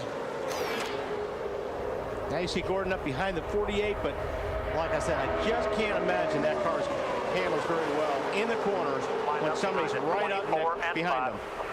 3 Hendrick teammates in a row there. The 48 of Johnson, the 24 of Gordon, who took 2 tires, then the 5 of Kyle Busch. Finally, Matt Kenseth, the 17 DeWalt car, has someone to draft with. Rusty Wallace. Looks like a man without a country there for a while. Jeff Gordon needs to get by that 48 car as far as I'm concerned and move on. Marty, did Matt Kenseth say anything on the radio? Yeah, BP, he made that move intentionally very early on. He said, you know what, my car just doesn't push as good as I thought it would, meaning it doesn't push other cars as good as I thought it would. He said, I'm going to try to take the lead early in this run. I think it will run out front better than it will pushing someone. But when he went, no one went with him, so he had to fall back, and now he'll have to work his way back to the front. Kurt Busch stepping out of line, going low.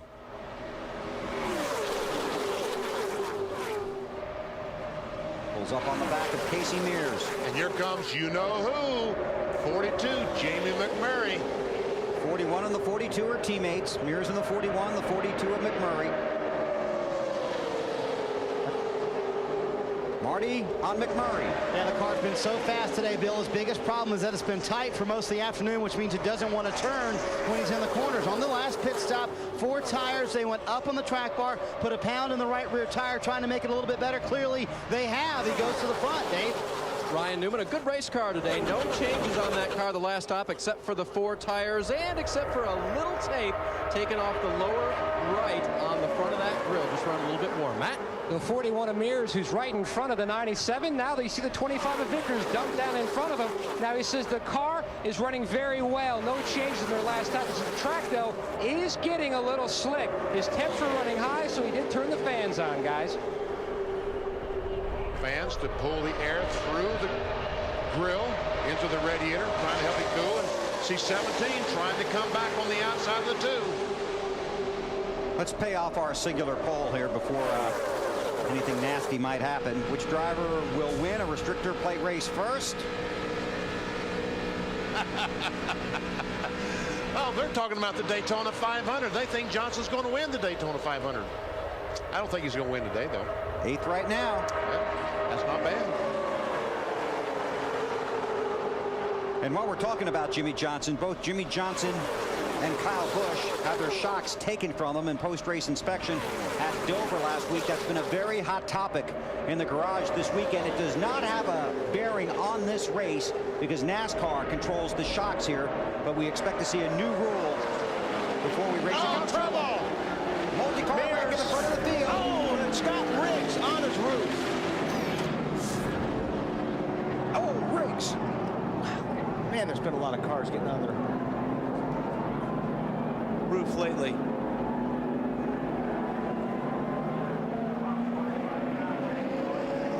And I think I said earlier on that the fans loved it and the TV audience, but 43 drivers were not don't like it. too happy. The window net did come down on Scott Riggs' car, which is a great sign. That indicates the driver is okay.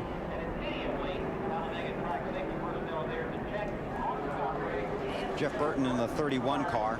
See Riggs. 48 has more damage. Scott waving to the crowd. Attaboy, Scotty.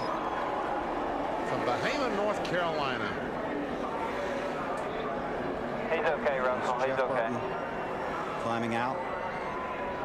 The drivers don't like the racing, but they sure do like the safety issues that have been mandated for these cars. Yeah, the cars have come such a long way, especially with the head and neck restraint, the Hans device, which I've tried out personally.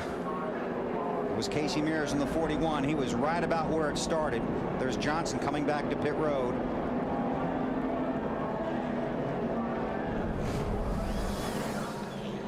Well, let's see. There we see the 41 car. Looks like he's going to get bumped from behind by the 12. Ryan Newman in the 12. Riggs hard into the wall. And it gets worse. Yes.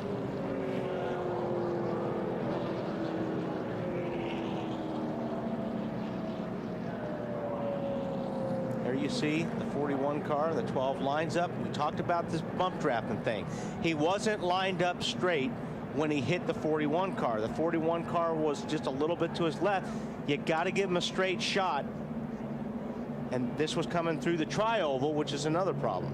And the 16 car, another Nextel Cup point contender, involved in the crash. As was Rusty Wallace in the 2. Another look. See how these cars are turning? You can't bump draft somebody when the car is turning.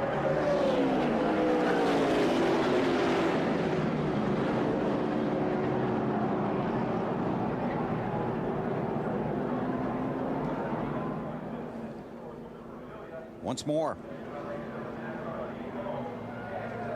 There's Biffle in the middle of it. Then he comes down off the wall.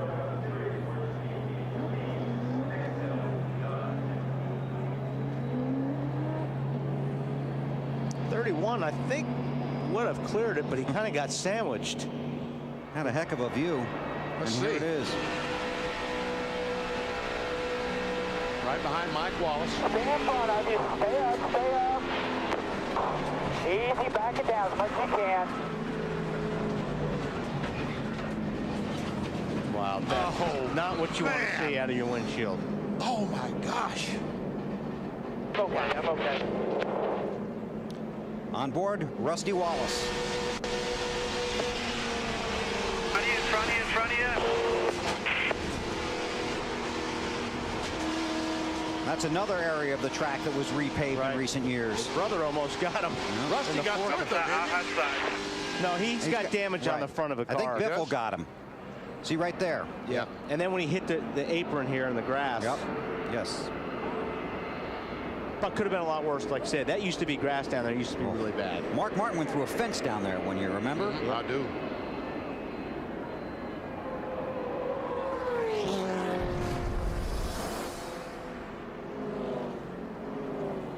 Fourth caution period of the day. I don't know how they got that car on the rollback. Let's get some updates from pit road. Marty. And one of the championship contenders, Greg Biffle, back here in the garage area. The damage is actually very repairable, Bill. It's a little left front, a little right front on Biffle, and he's asked for a moment to cool down. Also left rear damage for Greg Biffle, and they should be able to repair this damage. We hope to get a word with him here in just a moment. So these guys go back to the garage to work as hard as they can to get Biffle back out on the track. That's the two of Rusty Wallace, another contender in the chase for the Nextel Cup Championship. Matt? Well, this has been some day for Jimmy Johnson. First, take us through the first accident today, Jimmy. Not much back here, guys.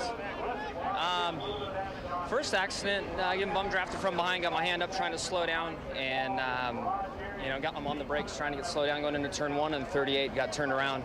I don't think that I got into him, but if I did, you know, I take responsibility for not getting slowed down, but it's a little tough when you got somebody tucked under your butt pushing you as hard as that. And hand was up and I was on the brakes, and I just hate that it took out so many cars. This has been a tough place for you. It certainly has. And then this one, I mean, it's so easy to sit on your couch and point fingers and say so-and-so did something wrong, but until you're out here in these cars at the speed and seeing all the near misses and what is really going on, you know, it's not worth forming an opinion. I don't know what happened there, but all anybody can say is it's Talladega.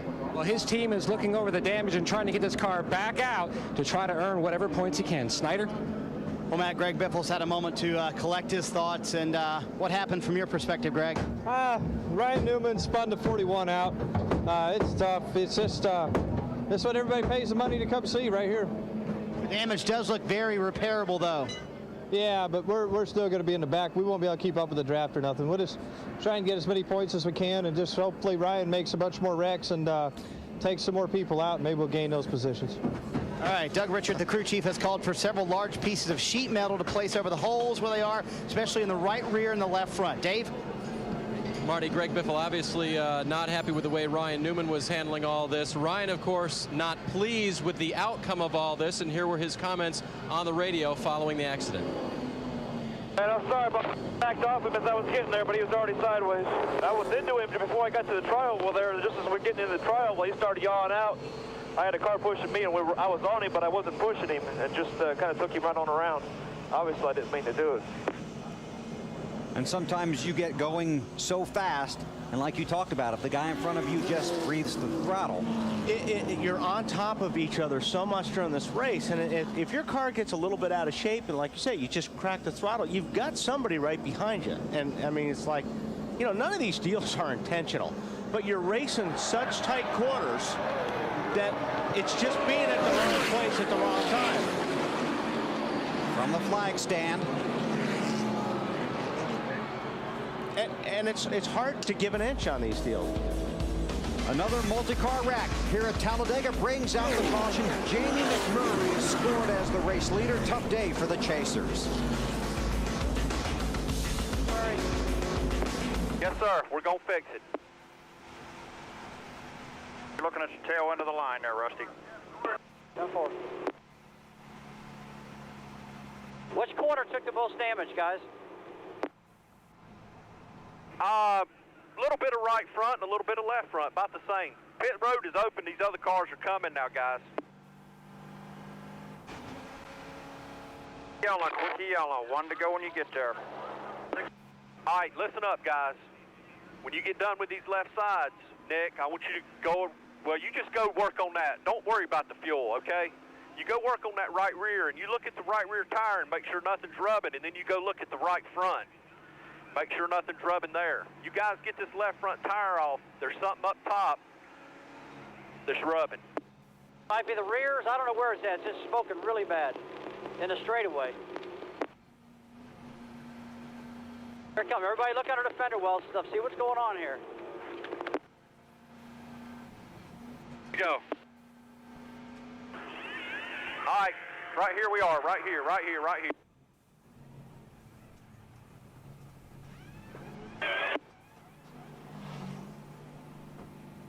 I don't see nothing on that left front, guys. Put the tire on it, put your tires on.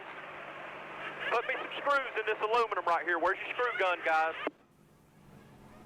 Where's that screw gun? What panel is hitting? Right here, couple screws, guys. Get that left rear out some, DJ, up above the tire there. Where they at, Earl?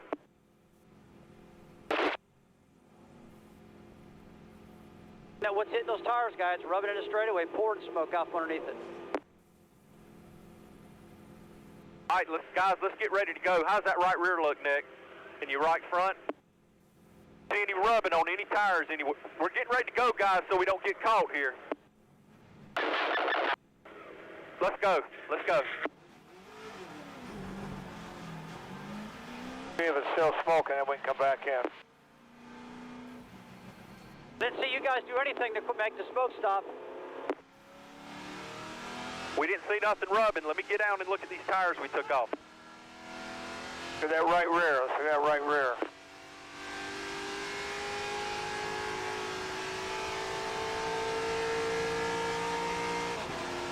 Car's going into 3, Rusty.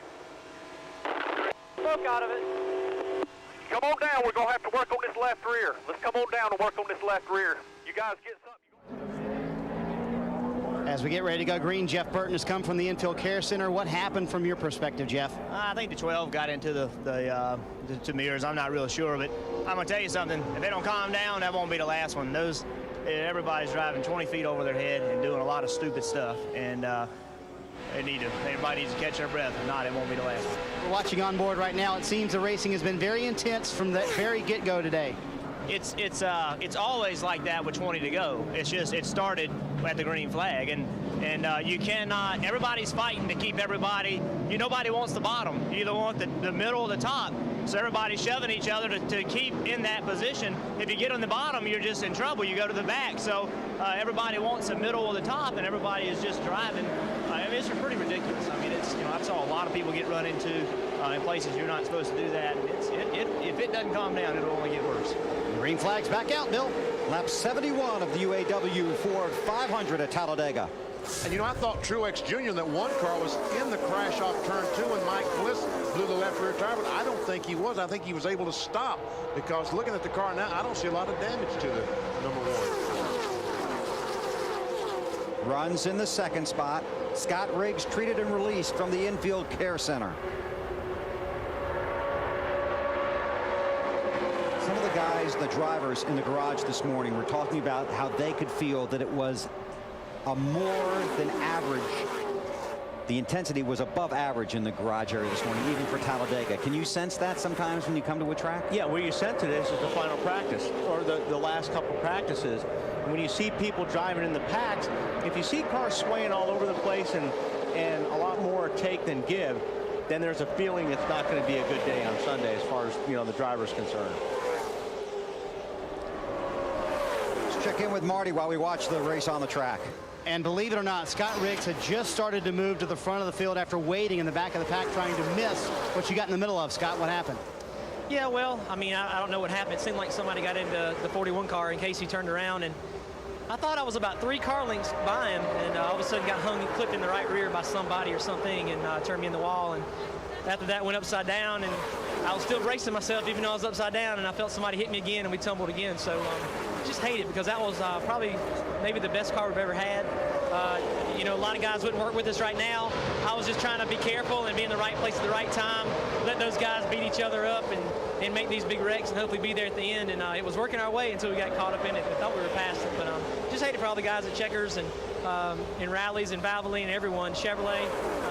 Like I say, this is probably our best shot to have a get a shot at a win or have a great finish. And I thought we had a pretty strong car. I didn't see anybody that had a car any stronger than mine for sure. Just if I had a little help there, could have done it. So just hate it for all the guys, but tell everybody back home okay. After that wild ride, we're happy to report Scott Riggs just fine.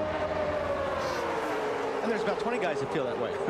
You know what I mean? That they have a really good race car and they got a shot to win. And that's what makes this racing so close, because there are 20 guys that have a shot at winning this race.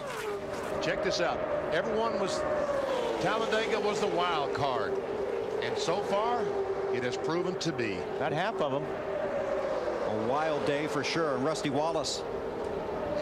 And let's go to the next. Let's go to the next one. Oh, they got more than half of them. Yeah. Oh, yeah. But the final, Jeremy Mayfield, Carl Edwards, Matt Kenseth, Kurt Busch, they're still out there with race cars in one piece. For now. For now, yeah. It's not over. And guess who? You know who's in front? Jamie McMurray. These are the cars that were involved in the most recent crash. Wallace has been on and off of pit road under the green. And the leaders did pit under the caution. Back to Marty. And Bill, Casey Mears quite upset when he came from the Infield Care Center. Your perspective on that, Casey? I just had a run that's going around the outside of the 25, and I was just breaking the bumper line of them, and then I just got a little tap right in the center. Right when I think it was the 12 car. I guess it was behind me. I haven't seen a good replay yet, but it just spun us around. It doesn't take much when you're in the trial. If you hit somebody just the wrong spot, it'll knock them loose. So unfortunate, because it just seems like the way our year's been going. Every time we got a good run going, we have a little bit of a problem. But real proud of everybody at Chip Ganassi Racing. We built a real fast race car today. All the guys in the Pap shop and Ernie Elliott Engines, we had a real good car. It's just unfortunate, again, we have a good car and we don't come home with a good finish. So we'll see how it goes. See you in Kansas. Thanks. See, Joe Nemechek looked like he broke out of the pack. He may have some problems. I think he's coming to pit lane. Lost an engine. Flat right front. Flapping yet, but coming apart. All right, back it down. We'll be okay. Right front tire is flat. Slow it down. We don't want to tear our car up. It'll be fine. They had a motor problem here yesterday. Sides, right sides, right sides. So Joe slowly down pit road while the field charges off of turn 2 and down the backstretch. And Jamie McMurray's having by far the best run of the 2005 season for him.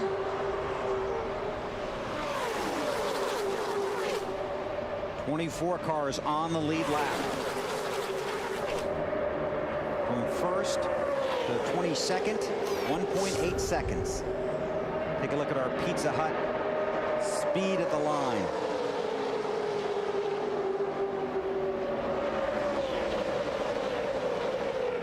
Yeah, and this can come from anywhere on top speed here at Talladega, because the draft is so much, and you could be in the middle of the pack and just get a good run the last 200 yards and become the fastest guy on that lap. But it does give you the idea that they're hustling. They're hustling. They go very fast, and it's hard to stop. There's Nemechek back out on the track. And he's going to be a lap down when he's still trying to get his car back up to speed. Rusty Wallace is back on pit road. Matt, you over there? Hadn't been this high in the points since 2001 February. Not going to have a great day today. On pit road trouble, the 5 car. Kyle Busch in the wall. Caution is out. Got the fence a little bit, boys. Just got the fence a little bit. Inside here. He will make it to pit lane. See, the rear tire is flat. I don't know if it... Killed, right rear went down. Okay. He goes right to the garage, or actually stops right at that opening to the garage. I think they're telling him to take the car to the pit area. They might be able to work on it there. There's the 5 car of Kyle. Travis Kvapil right behind him. Yeah, that's some nice driving right there to save that. That was a fantastic job of driving. Marty. Well, Bill, Jeff Gordon has surveyed the damage to the 24 car, and many drivers who have come from the Infield Care Center say it seemed unnecessarily intense out there pretty early today. Yeah, it definitely was. I saw a lot of bump drafting in the trial oval in the corners, and guys just slamming guys for no reason. And I think that what's happened is cars are so equal, driving good here at Talladega, that you got a lot of guys that are just blocking. And you have to. I mean, you gotta block your position, because that's what prevents guys from coming up through the middle and stuff. So, when you get that going on, you just got to get a lot of guys mirror driving, which we all do it. And I don't know what you can do about it. It's in our hands, in the driver's hands, in control. I think the bump drafting is ridiculous, and and I hope that we can learn our lesson from things like this, but it doesn't seem like we do. Is there a solution to this, Jeff?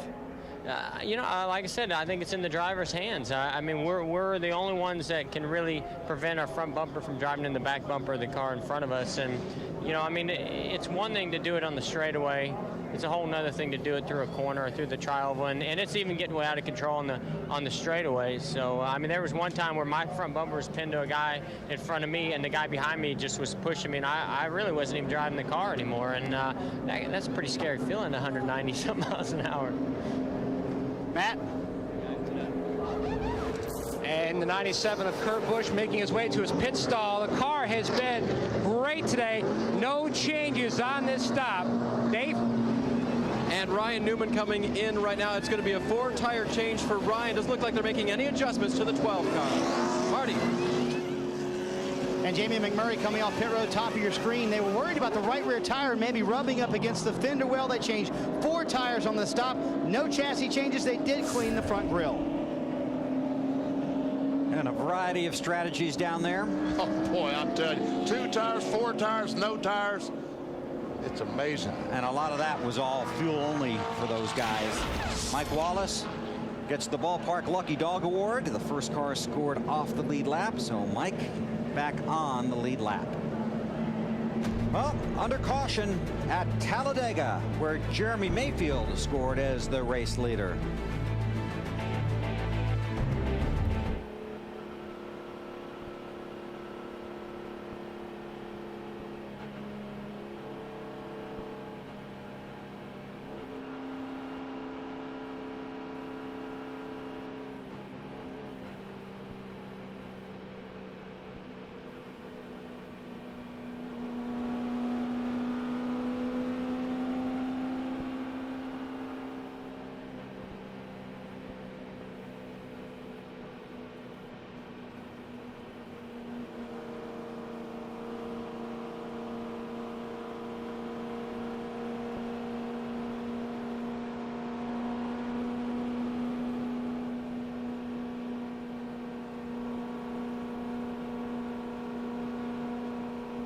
All right, 1 to go at the line, 1 to go.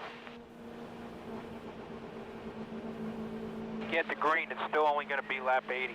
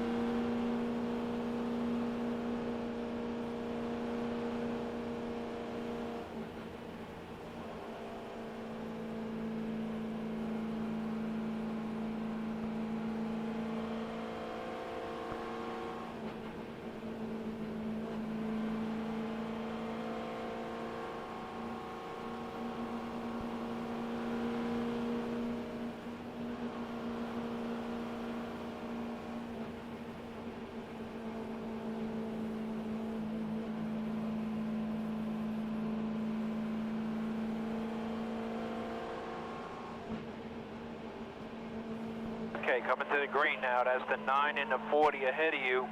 The 99 and the 1 behind you. The 1's got the 42 behind him. He's been pretty strong today.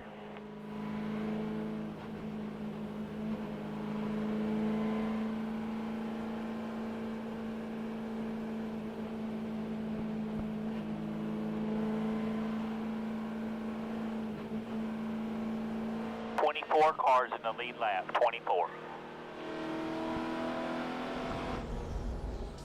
Working our 5th caution of the day here at Talladega. Here are the look at the standings in the Busch Series. They're off this weekend. Martin Truex Jr. just 26 ahead of Clint Bowyer. They hit the track next Saturday at Kansas. And you'll see that on NBC. Transform the way you watch NASCAR. NBC and Sony HD TV proudly present today's race in high definition.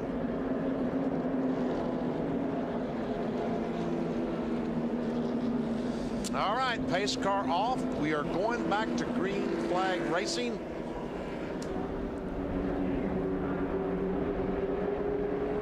About 200 miles into this 500-mile race. And if it gets as wild the next 300 miles, we'll need cars left. You're clear, you're clear.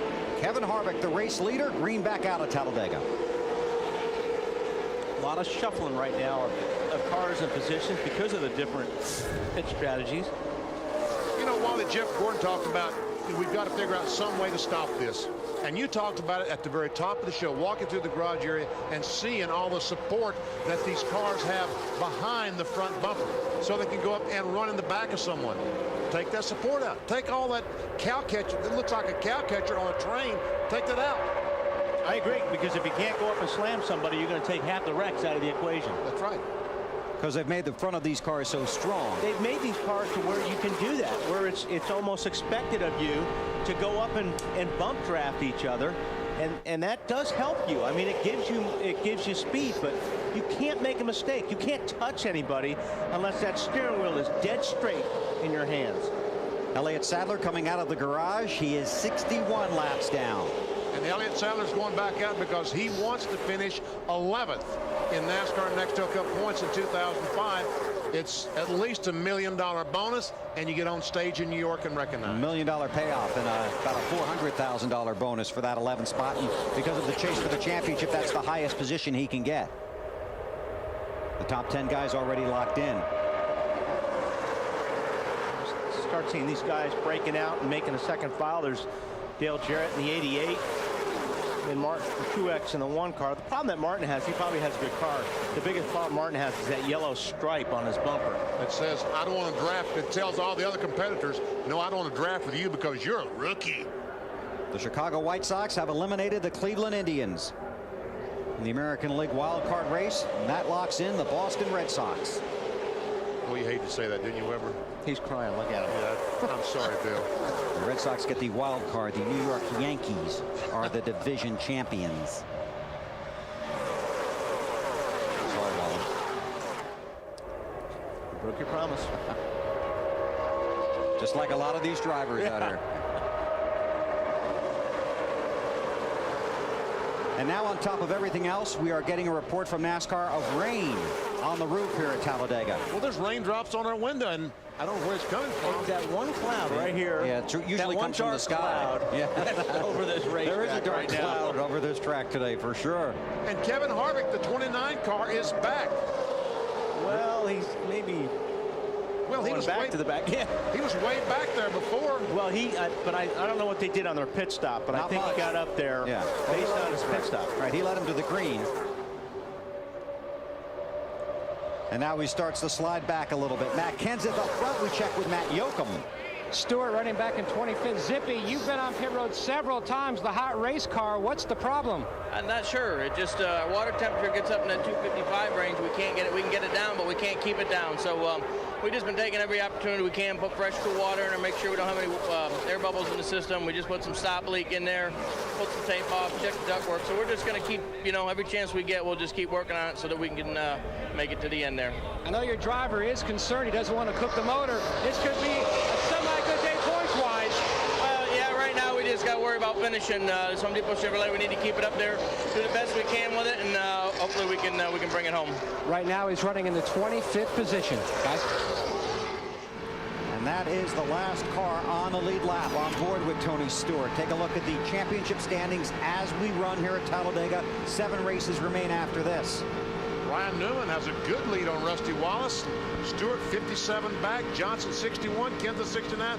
Man, is it close. Wallace has had trouble. Stewart, Johnson, Biffle is coming back out on the track. Mark Martin's day is over. And Mayfield is still out there. And Kurt Busch, currently where he is, has gained a lot of points. Now the 29 car, Kevin Harvick, currently in 11th, and Sadler 64 points behind him. McMurray's in that race, and he's had a strong car.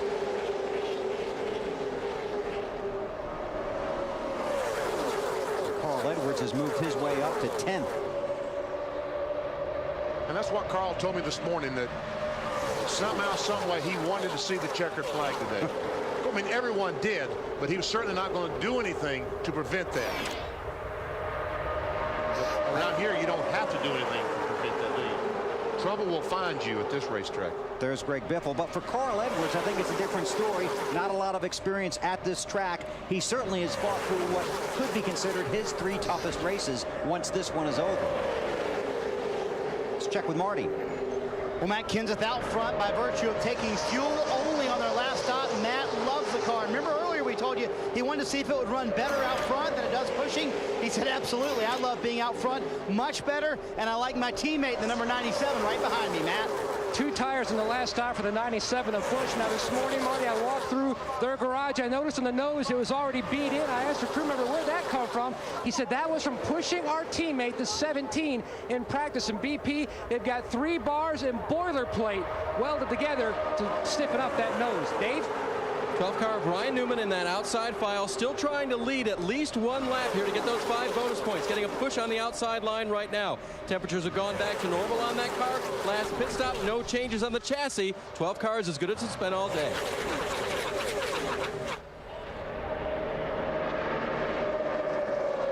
Ryan Newman in the 12. How about that 97 front end, BP? Well, there again, and one reason that they have to have those front ends so strong is if they do happen to bend them, then you destroy the airflow going over the bumper, the car starts overheating. But if they knew that if they touched someone, the car would overheat, I think they wouldn't get up there and push as much as they do now. 100 to go here at Talladega.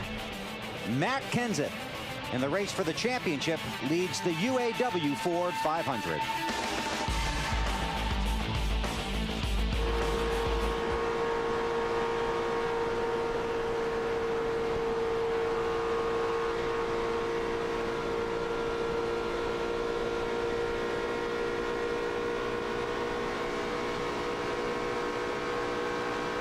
Clear all around right now.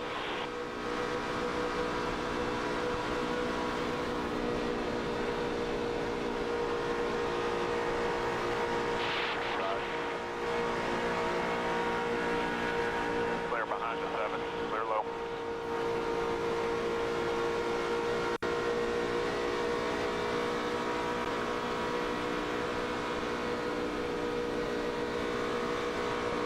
Coming inside.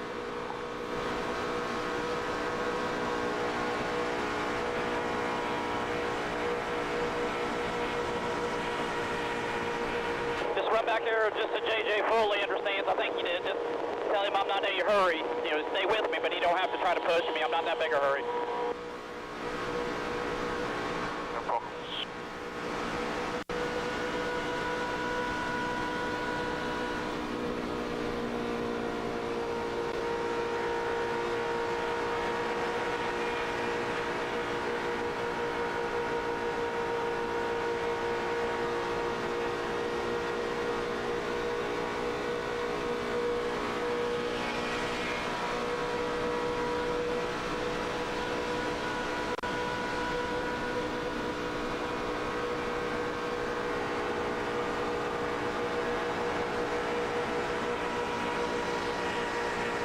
There we go, Kurt Busch. Tire. Oh, all the tires.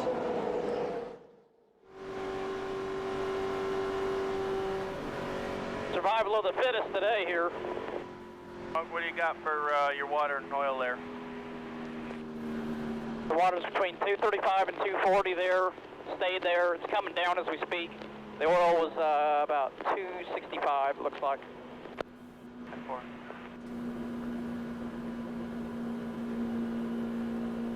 We'll come get bright sides and fuel, and there's one more piece on the very bottom. Might as well just get it off. We got to make sure we're putting safe. Under caution, the defending series champion Kurt Busch on pit road. A cut right front tire. A lot of cosmetic damage to the right front. Crew members having to knock that out to improve the aerodynamics before they put that tire back on. But issues continue today for the Chase drivers. Busch again. Kurt Busch, Mark Martin, Jimmy Johnson, Greg Biffle, Rusty Wallace, Tony Stewart, all with problems today. Stewart, the only one of those still running on the lead lap. We'll see where Busch comes out. He was leading last time by when this happened. It looks like the right front tire simply went flat on the 97 car. Let's take a look. There you see him out front. That's where you want to be, unless and this there happens. it goes. Tell right away the car loses the right front tire. And he slows and is able to make it on the pit road the first time by. So the left front tire also blows out.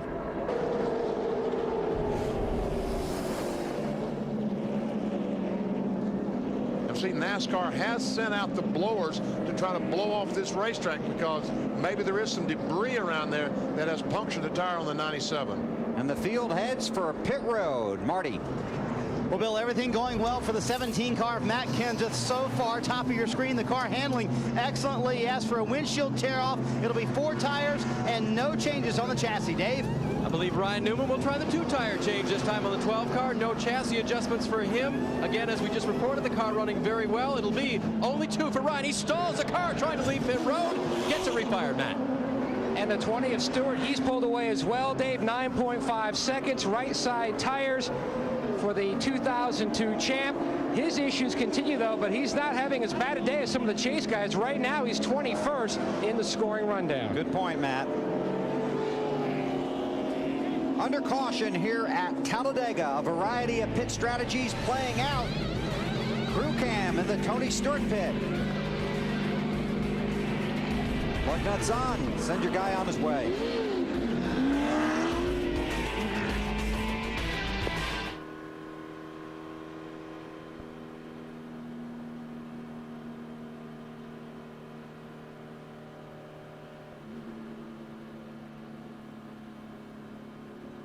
Something to drink, smoke out of the back bottle there, the one closest to you.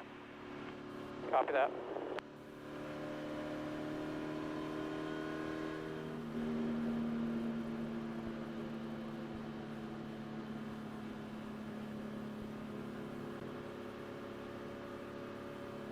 Feel real good now that I've got some ice on me. That made a world of difference there.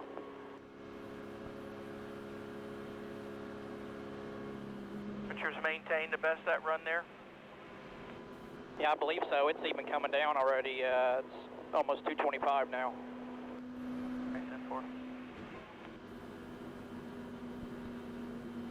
That 42 car looks like he's really good there. So just to let you know if you had an opportunity to run with him there.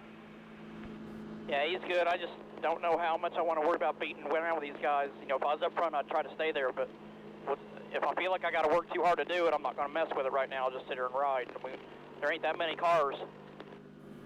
10-4. You wanted to go at the Lampa.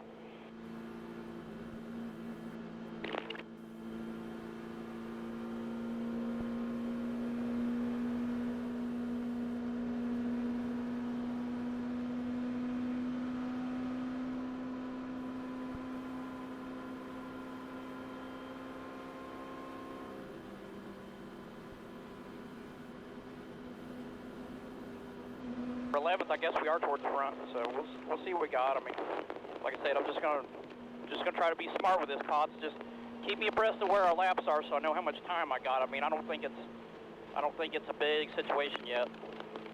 10-4. We're not even halfway. We're a couple away.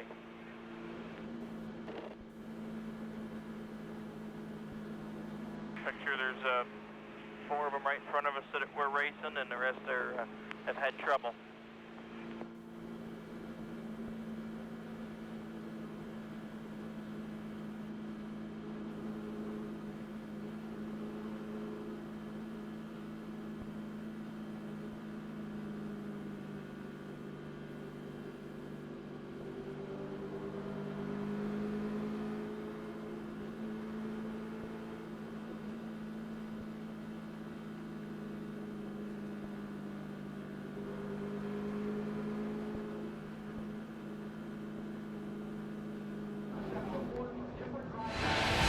NASCAR Nextel Cup Series racing from Talladega is brought to you by State Farm.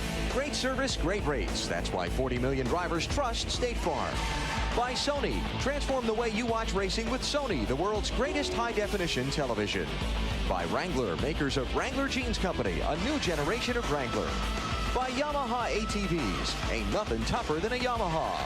And by Banquet Crock-Pot Classics. More of what you want. Still working the 6th caution of the day here at Talladega. Here is a look at how the Koch family of drivers are performing. Big one right there, Tony Stewart up to 11. Kurt Busch just brought out the caution. These guys not having a good day. No, they aren't. Michael Waltrip out early. In spectacular fashion. Michael flipped a couple of times, done in turn 1. Ricky Rudd came in 8th, fuel only stop. He's the 17th different leader of the day.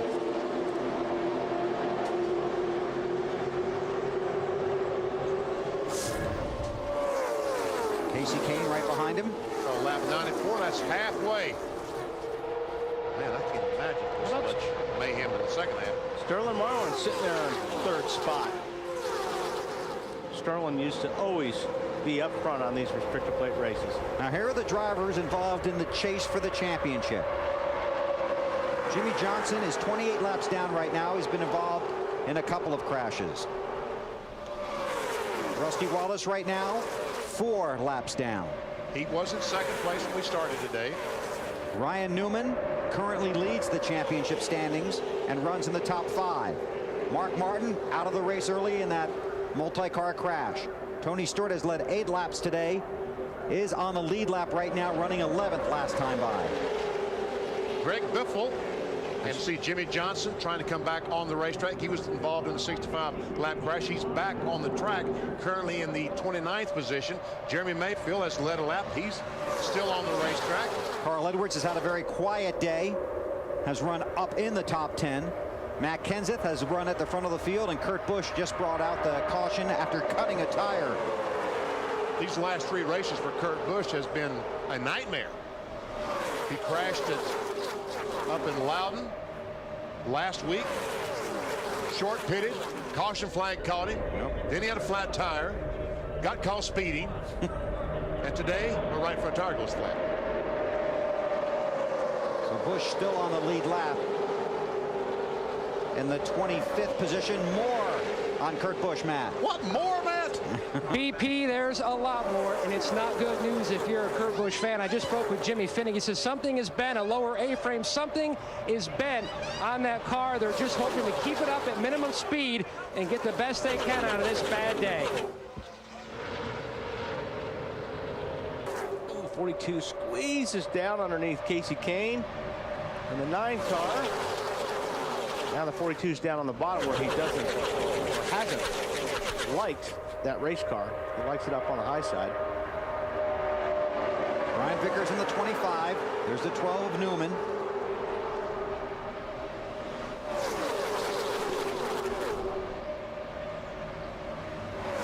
There are 25 cars on the lead lap.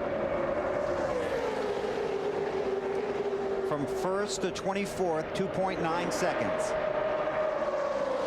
We'll take a break. When we come back, we will take you through the field at Talladega. You're watching NASCAR on NBC.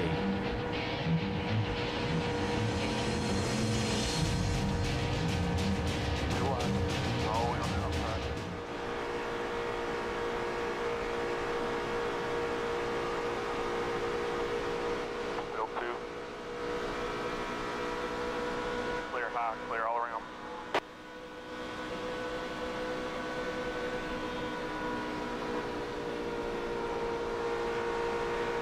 Still clear all around.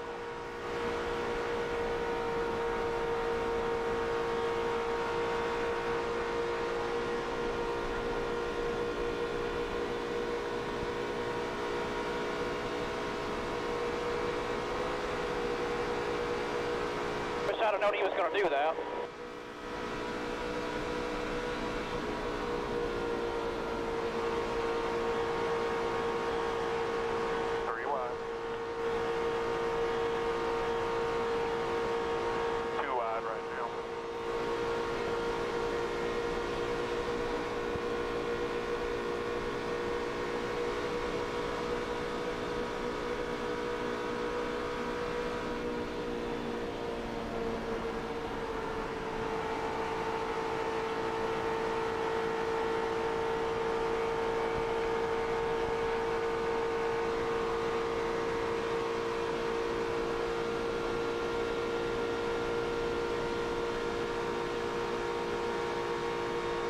outside, 2 wide.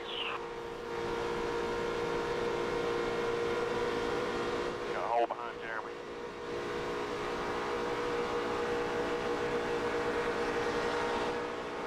Too wide on the inside.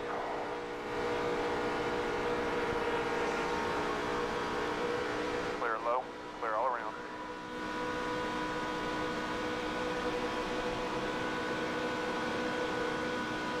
Clear high, 2 wide.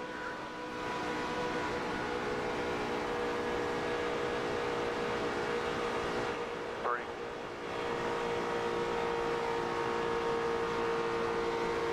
Clear high, 1 lane, 2 wide.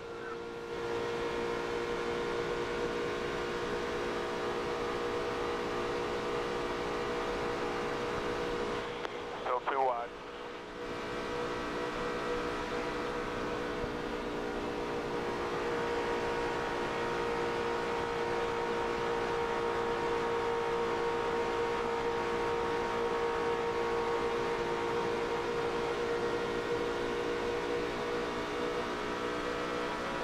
Coming inside.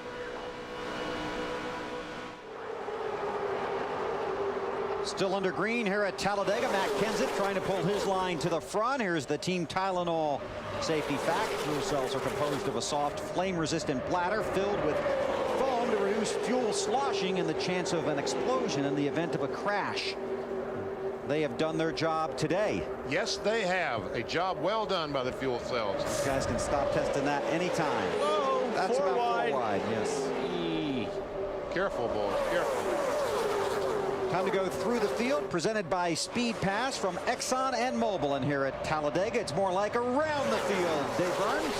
Ryan Newman finally leading laps and gaining bonus points this morning. His luck started early when in the inspection line, car chief Alex Query found a very small cut in the right rear tire of their car. Just doing his job, he pointed it out to NASCAR officials. They agreed they should change that tire before the race. And we've already seen what small cuts can do on this fast racetrack. Marty? Well, Dave, coming into today, Matt Kenseth was 9th in the championship, trailing by 124. He's very aware of the other people behind him having problems or ahead of him in the championship standings. They made no changes on their last stop. Matt loves the car, likes it especially when it's out front. His teammate Carl Edwards doing an outstanding job. In 3rd position right now, Bobby Hudson, his spotter's the best coach in the world. He's saying, Carl, you're doing a terrific job, buddy. He wants to work to the middle lane. Obviously, we're in single file now, but when we're in traffic, he says, I want to be in that middle lane. Dave? Brian Vickers having a very good run in a former Jimmy Johnson car. His teammate, they rebodied and repainted that car as the 25, and he's been having good success on only taking right side tires, making him into play later. Alan? Dale Jarrett started second, dropped back in the field, mostly in that trouble avoidance mode. Dale saying he has a very good race car. He thinks he can win. He just needs to be there at the finish. Ricky Rudd took fuel only on his last stop to get himself some track position, led for a little while. His crew chief, Fatback McSwain, says if the day gets really hot and the track gets slick, that'll play to their advantage. It's pretty warm right now, Matt. Sterling Marlin running in the 7th position. He's won here twice. His final race working with Tony Glover. They've had so much success on the plate tracks through the years. 2 tires on the last stop. Meanwhile, Chase driver Tony Stewart has worked his way back up to 8th. He's overcome a lot of problems today, trying to get that car back to the point and earn more laps led. Marty?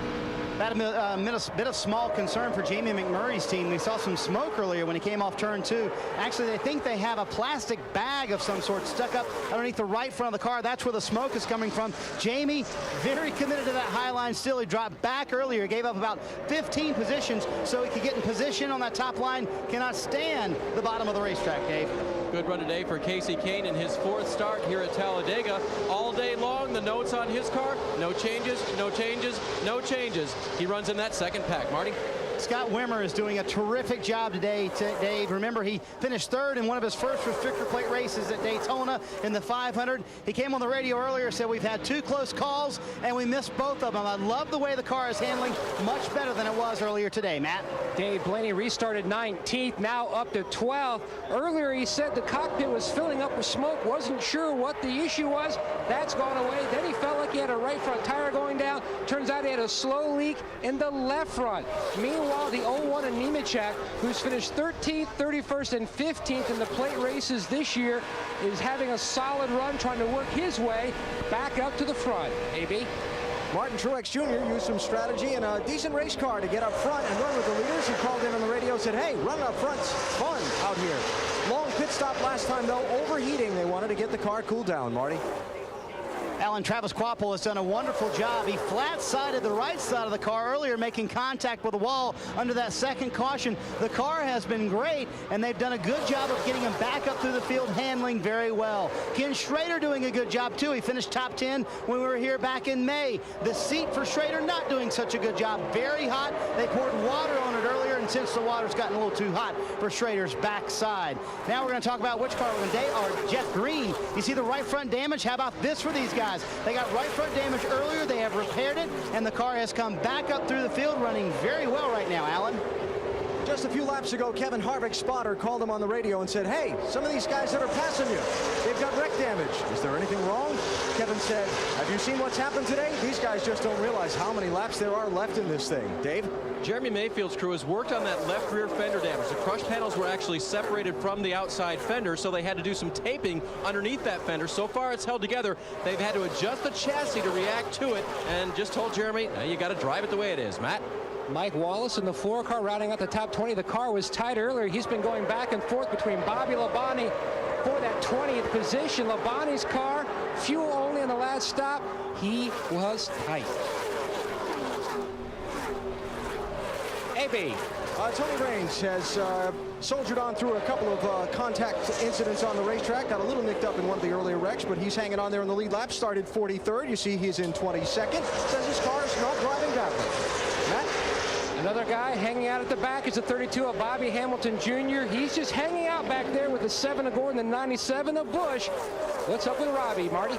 Robbie Gordon trying to soldier his way through some problems that started very early today in the 7 car. He said one of the fender braces that holds up the windshield, the rivets started coming out of it. They were going to bolt them back in or rivet them back in during a caution. They decided not to do that. They have been struggling with the race car. That just will not turn all afternoon long. Matt? Now, we've been documenting Kurt Busch's issues. Now, nothing recent about that right front suspension issue that we were talking about earlier. He's just trying to hold on like several other drivers, just try to make the most of this day. His brother, the 5, right behind him. And his brother in the 5 car is 21 laps down. Whoa, Jamie McMurray was a little loose. Yeah, he was. I don't know if he was getting pushed by the 07 of Blaney or what, but he had that tail hanging out.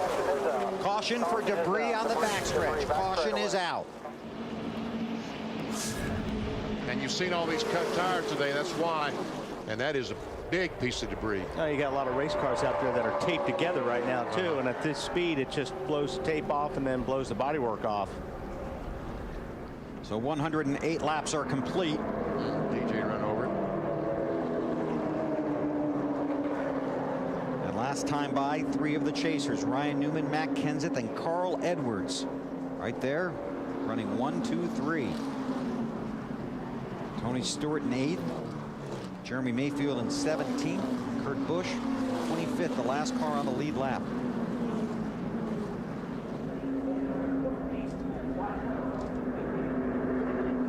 Pit road closed. Pit road closed. Pit road is closed this time. We'll get in a break. You're watching the NASCAR Nextel Cup chase for the championship.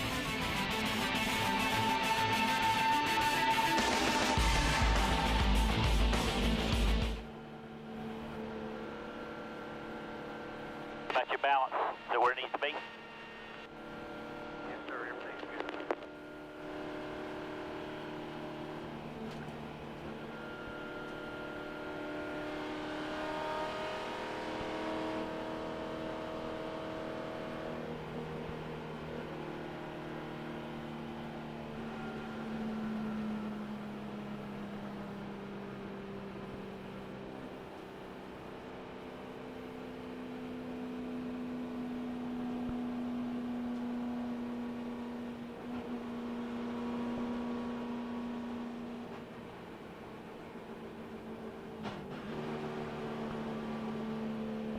Okay, pit road will be open this time by, and you ahead of the 1 car this time.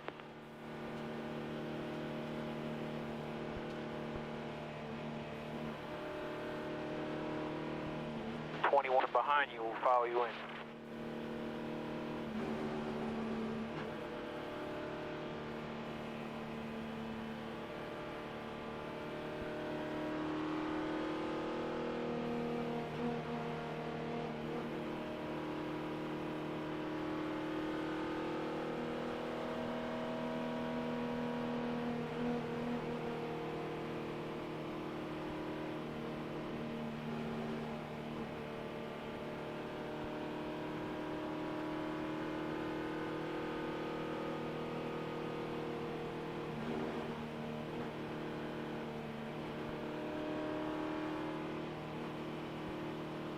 Okay, pit road's open.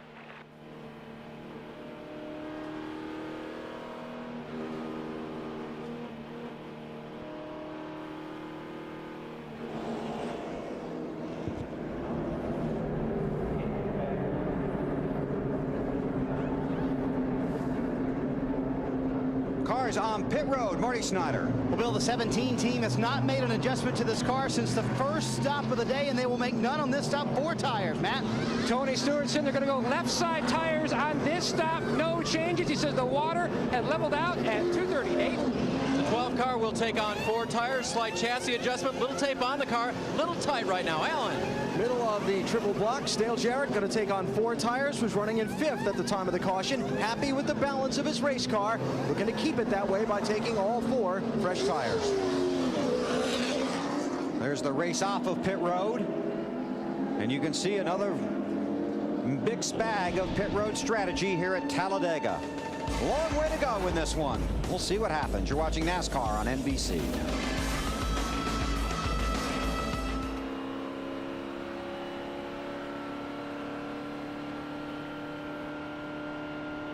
Car's ahead, he only got 2. Come back there, Ed. The car's ahead of us got 2. Yeah, I think the 17 got 4 and the 12.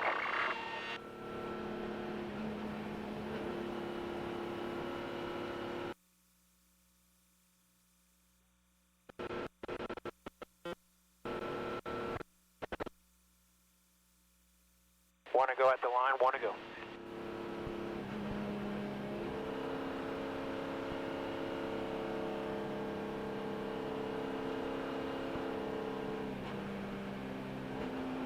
Yeah, 76 laps to go when you get to green. 76.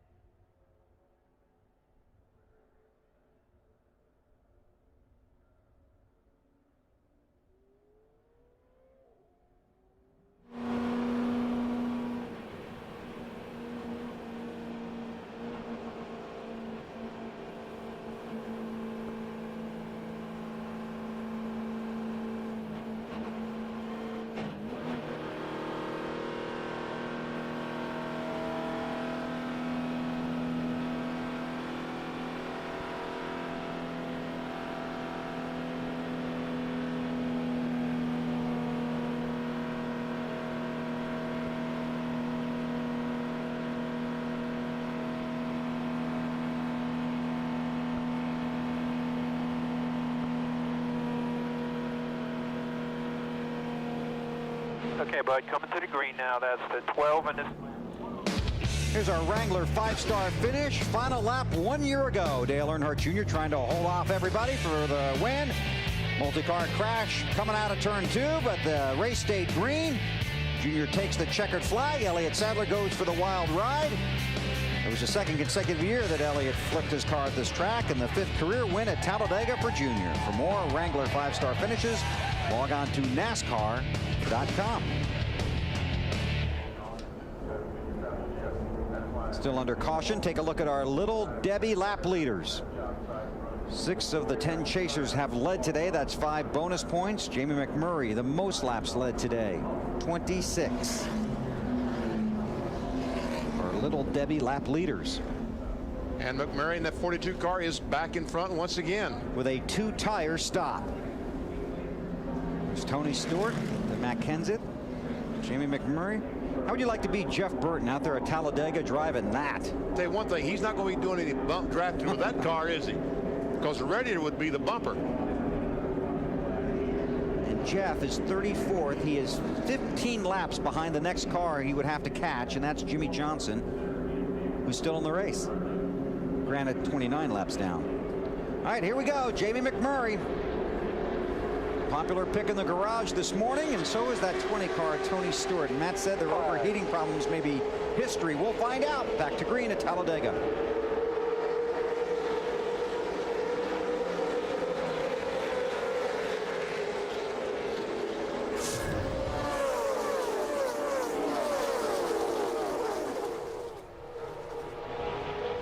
It takes these cars about an entire lap to get up to full speed.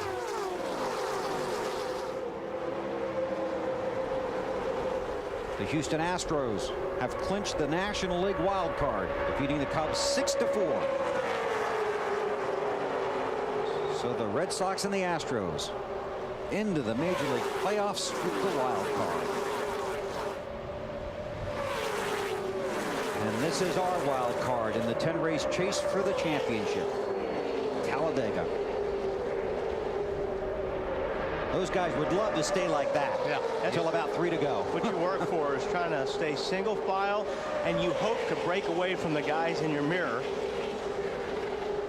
But someone is going to get greedy and want to lead or run fourth or run fifth or a position in front of them. As soon as you pull out or another car pulls out, it's like a big parachute. And those cars behind you will catch you in a hurry. Marty Snyder on Jamie McMurray.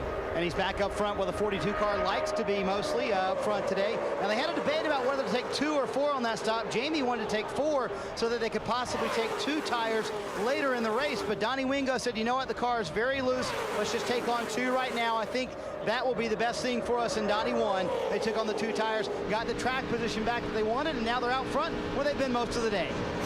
And you know, the Autism Society of America are happy because McMurray pays $10 for every lap that he leads. And this year, 2005 has been a very dismal year, but they're finally seeing some bucks from Jamie this year. Oh, battle for the second position. Yeah, Kenseth down on the bottom. Newman right behind Matt Kenseth. Well, you said they'd get impatient. Well, of course they are. And like you said, the rest of them now joins the group as these cars get side by side, and Ricky Rudd gives Tony Stewart a shot in the back bumper. And see how much that shot Tony Stewart past the guys he was racing. I mean, it's like he just grabbed another gear. Yep. And that's why the bunk drafting is so popular here. And Jamie McMurray's in the last place you want to be. The middle.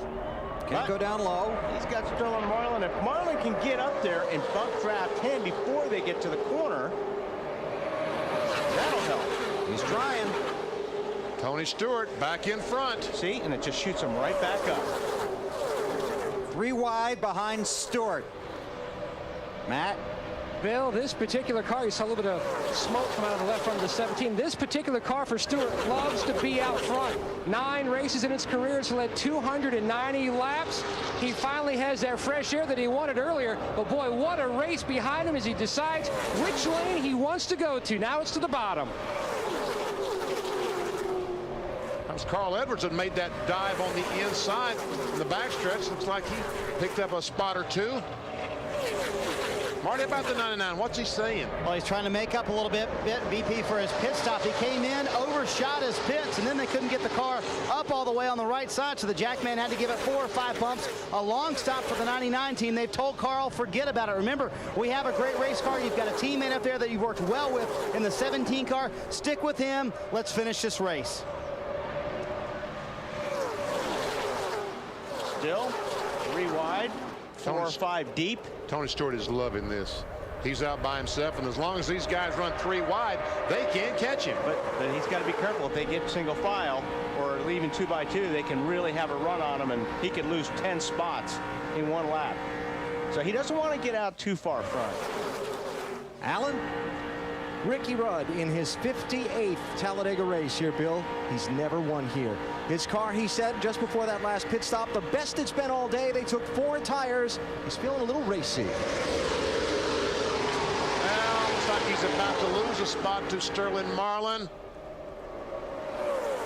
You saw that car of Jeff Burton out on the track? It's back in the garage now. I would think so.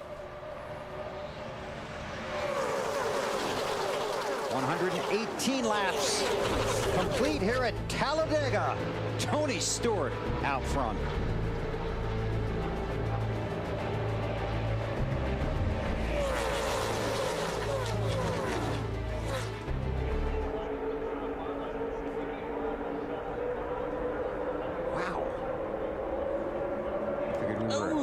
27. Yep, Travis.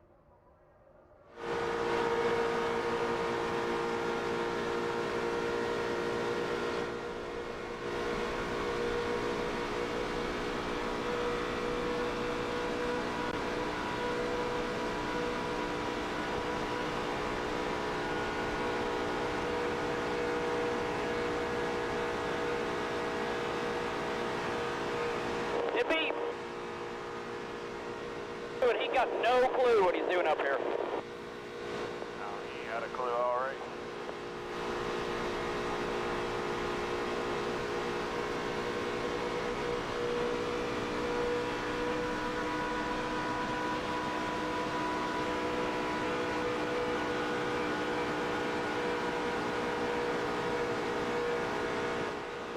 Clear high, clear all around.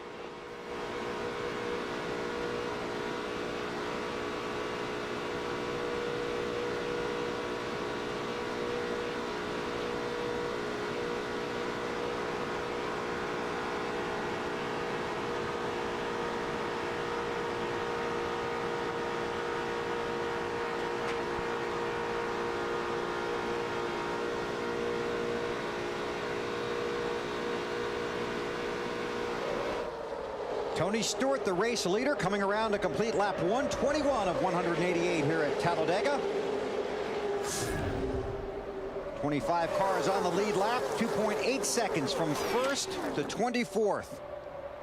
Stewart, Jamie McMurray, Ryan Newman, Sterling Marlin.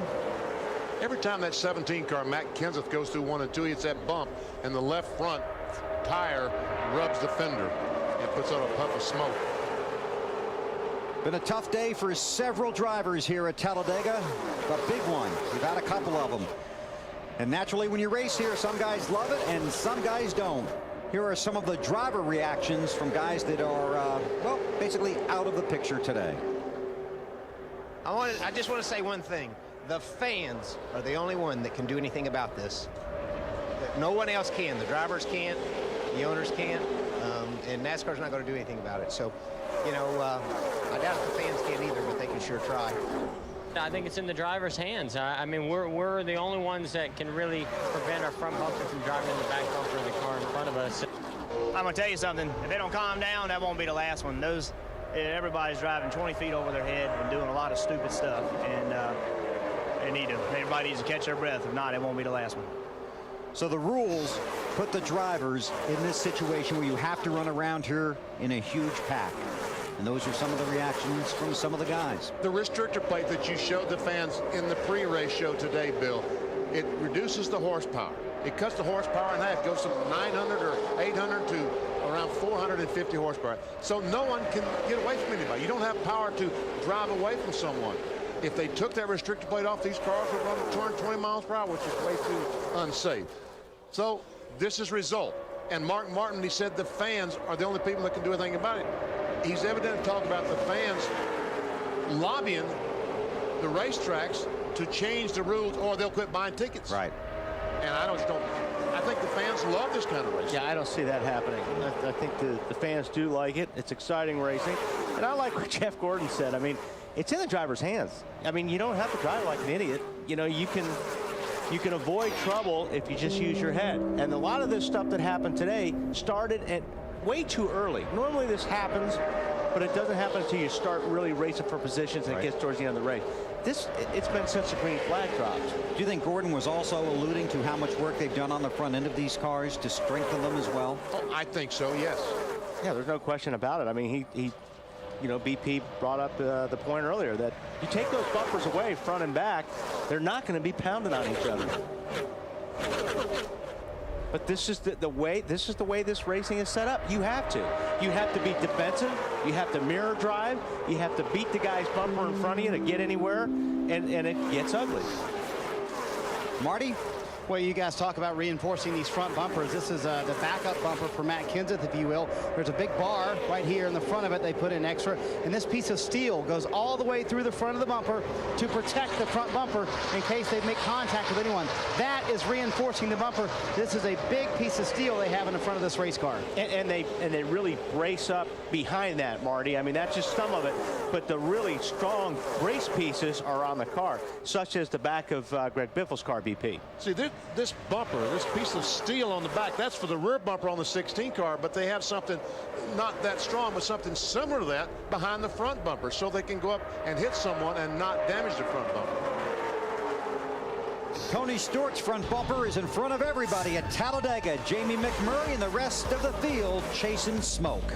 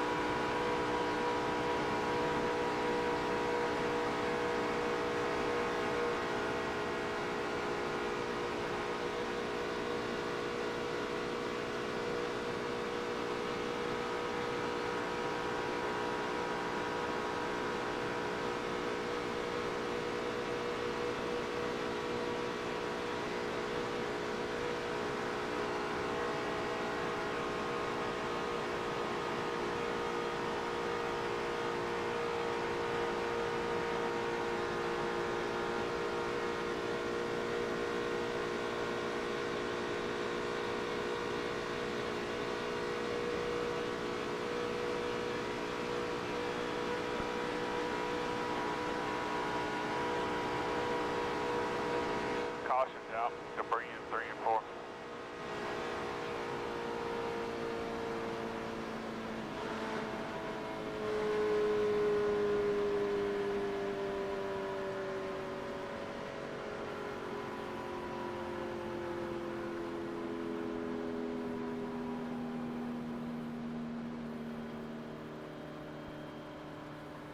Changes smoke? I don't believe so, bud. Sides, just watch your tires coming in, okay? Copy that. If you want to take maybe half a round of wedge or something out, I'm all right with that. Take it out and run rear. Half out.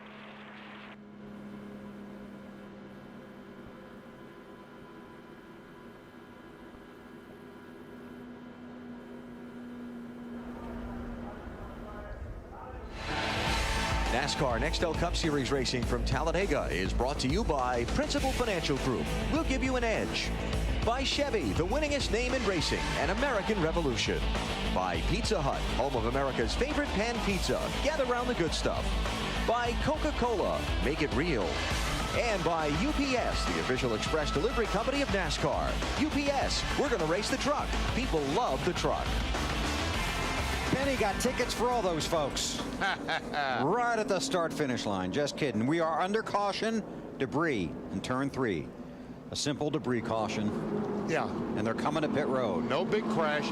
Now then, what they do this pit stop really sets up because they're only going to make, they only have to make one more stop after this. I would say 4. I say obviously. most cars will change 4, and that last stop definitely 2 tires. You have to assume the next stop's going to come under green, so you want to do as much work as you can under caution. You always set it up for, if you know, coming in under green for the last pit stop. All right, Marty. Bill, that's exactly the strategy for Jamie McMurray's team. Take 4 tires now so that later in the race, because that pit stop could be under green, we'll take 2 tires at that point. McMurray said his car is very good, just not as good as Tony Stewart's car. A little too loose, so they're going to take a ½ pound out of the right rear tire, and that's it. Matt? Stewart eased into his pit box as to not flat spot the left side tires. He's full of fuel and away. Dave. And Newman will take 2 tires. No adjustments to the car. It was pretty slick that time, he said, in a good way. AB? Dale Jarrett said he fell back during that last run because he lost the nose for a minute, then got it back, said the car's really pretty good. They'll take 4 tires. He said, I'm still just riding. Well, I'm surprised at some of that strategy. Yes, I am too. Yeah, I am too. I really am shocked that a lot of these guys did not change 4. Dale Jarrett's going to drive the truck. Right now he's driving his Ford, trying to get to the front at Talladega.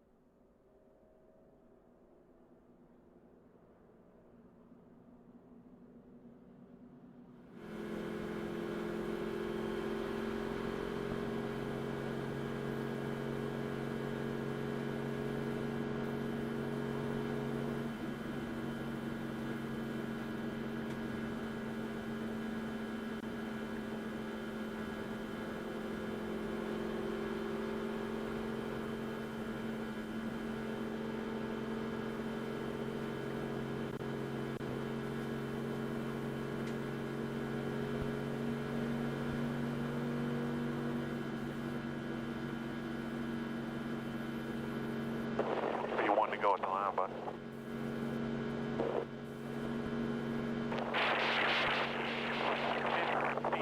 Seven to go when you take the green. Copy 57.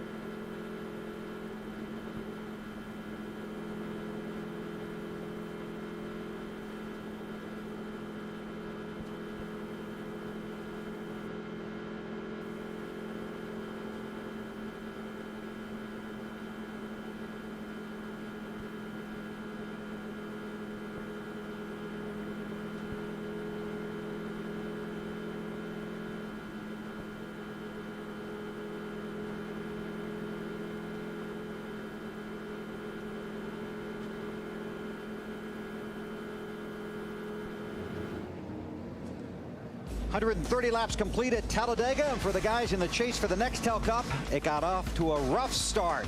Jimmy Johnson into the back of Elliott Sadler. Johnson, Mark Martin. Wild ride for Michael Waltrip. That's Waltrip in the 15 car, and there's Mark Martin's day was over. Jimmy Johnson in the first crash, then cut a left rear tire. And Ray Biffle, Rusty Wallace in this multi-car crash. And that's Scott Riggs in the 10 car with a very wild ride. Johnson out of the car. They've worked on it. Put him back out there. There's Kurt Busch, defending series champion, another guy in the chase. Cut a tire, put him into the wall. So we've got chasers running 1, 2, 3. But a lot of guys have struggled. 19 leaders today, caution periods, 9 cars out of the race. Oh, and 43 lead changes. It has been a very competitive race. There's no doubt about it. All right, Tony Stewart, that 2-tire stop, was able to keep the lead. Stewart, Kenseth, Carl Edwards, Ryan Newman, 2 tires. Ricky Rudd in the 21 car, fuel only on their pit stops. Takes a lap or so for these cars to get up to full speed. And Jamie McMurray with those 4-tire stop came out in 8th position. You know, I've always wondered, like this Aflac question. So don't you think it's time? We haven't seen that all day. Oh, we got a battle for the lead there. Ryan Newman falls in behind Matt Kenseth. Looks like they're teaming up on poor old defenseless Tony. Well, they know how strong that car is now. You'll help that guy all day because he's so strong, but not at the end. Marty. Bill, the 17 car very good, and for the first time today it was loose on the last run. So when they came in, they only took 2 tires that time, and they put took out a half pound of the right rear tire for Matt Kenseth, trying to make the car a little bit better. They also made a wedge adjustment, and again, it loves that front and the clean air, loves to lead. Drivers love to lead. Looks like Newman's got something hanging out the left rear, right behind the left rear tire. I can't see what it is. Something's flopping out there. We'll put our best guys on it, our camera crew. Part of the body work is hung out there. That's a parachute, isn't it? Yeah. Every little bit matters on the body. Dave? Listening to him right now, Bill, they have not talked about this yet, but you know what? I bet if we show it on camera for a few more laps, they will be. Newman in a Dodge. That's the Dodge of Sterling Marlin right behind him. Kenseth in a Ford in the 17 car. And Tony Stewart in that inside line back in front of Kenseth. I don't know if it means that the 12 car isn't fast enough to push the 17 or exactly what it does mean. But here comes McMurray in that 42. And Dale Jarrett on 4 tires in the 88. 4 fresh tires. It didn't take long for McMurray to get back up to the front of the pack. Benny, don't beat around the bush. Come on, folks, down the truck. Cue the duck. What do you have for us this week? Our Aflac trivia question. The only driver to win the Daytona 500 and both Talladega races in the same season. Both Talladega races. I bet you got to go back a long way for this one. Buddy Baker? I don't know. Okay, the suspense is just, there you go. Pete Hamilton. First year they had 2 races here. And he won both of them. I knew that he won the Daytona 500 in one of these. Driving for Richard Petty. Yep, Petty Enterprises. Our Aflac trivia question. That was a good one. Newman's down on the low side with no friends to help him, and he's going to lose spot after spot until somebody does get up on his bumper. Here comes the cavalry. And they all see Newman down on the low side. They want to just pass him. They don't really want to help him. But now Casey Kane's got no place to go, so he's forced to get on the bumper and help the 12 car. I guess I'll help you. But not for long. They're not happy about it. Nope. The 88 car, Dale Jarrett, has fallen way back. I'm not sure if he's fallen back or decided to just drop on back. How about it, Alan? Did you just use the phrase drop on back there, Bill? Yes, sir. I think you hit it right on the head. He's just not interested in getting up in the middle of that mess yet. There's still too many laps to go, and he's that confident in the strength of this car to charge to the front in the final laps. Alan, I think he got the 4 tires, ran a lap or 2 to see how good it was going to be, and then decided I'm going to wait back here for a while. Well, their strategy all day, Bill, has been to stay up front if you can, but if he starts to get shuffled, let him go. Not worry about it. once again, the 88 car has an engine in there today that, in fact, does have a little more horsepower than the 17 car, the 99 car. They're trying to get ready for the Daytona 500 in February, so they came with an engine that may or may not be reliable, but it does produce more horsepower. And all those engines come out of the same shop, the Yates-Roush engine shop. And so basically the 88 and some of those other cars experimenting for the Daytona 500. What a perfect place to do it. A 500-mile race at Talladega. Well, Tony Stewart, former series champion in the chase for the Nextel Cup in 05.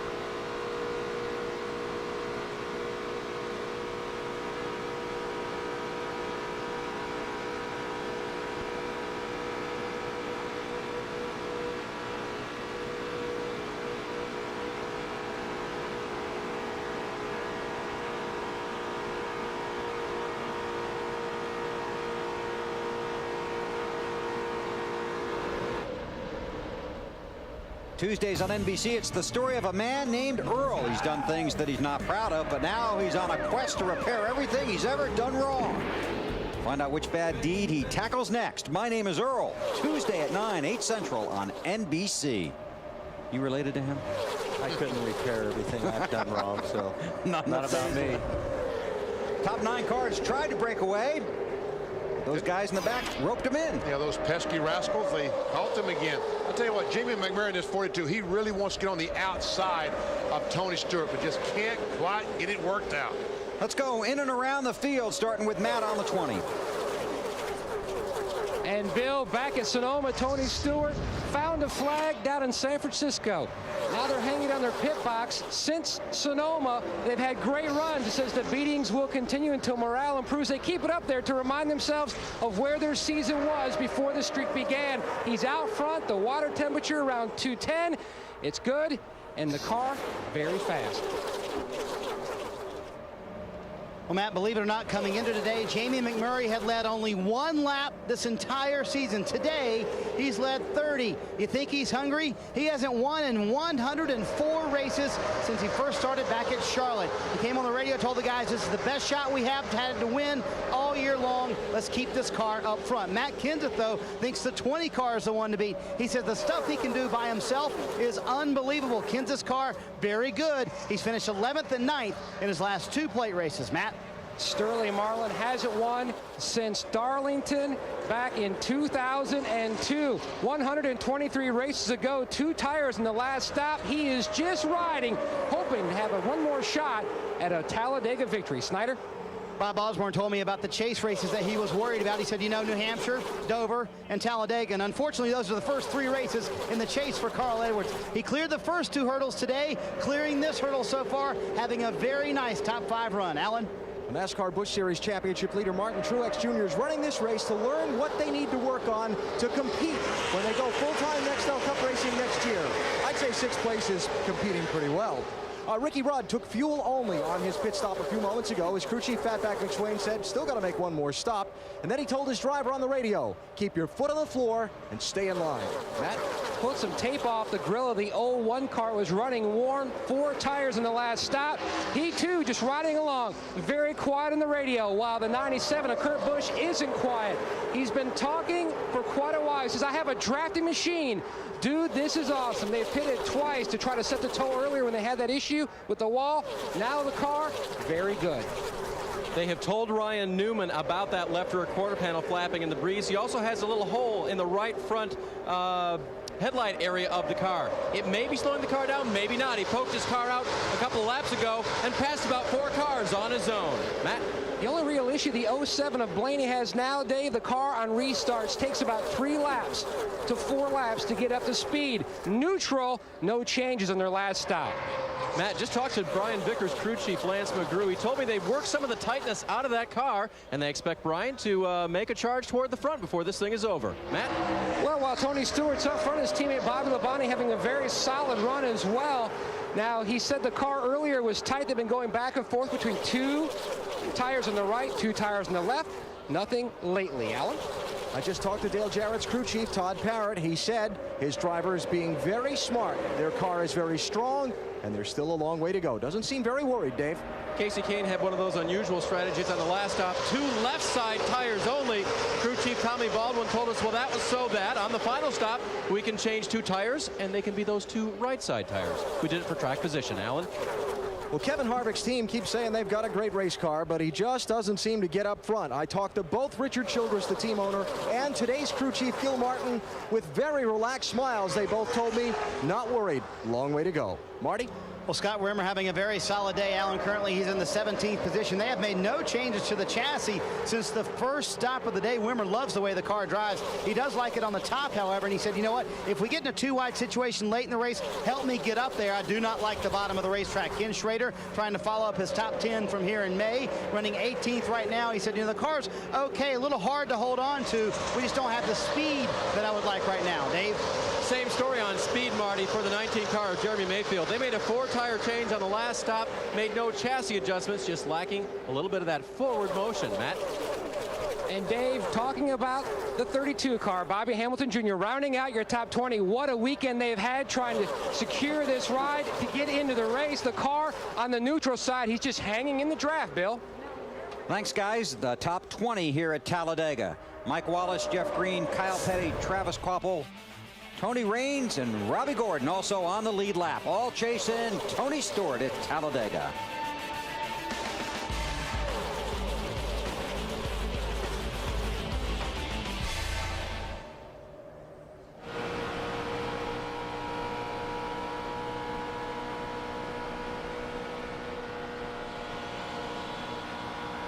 Still there with the 16. Keep digging.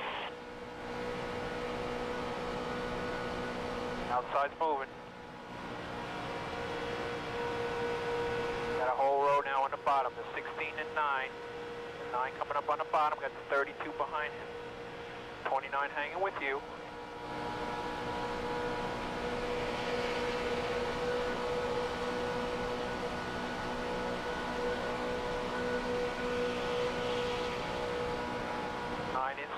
Inside with the 9. 29 coming to the middle now. Leaving you to the middle, 32 on the bottom. You're up top, 3 wide.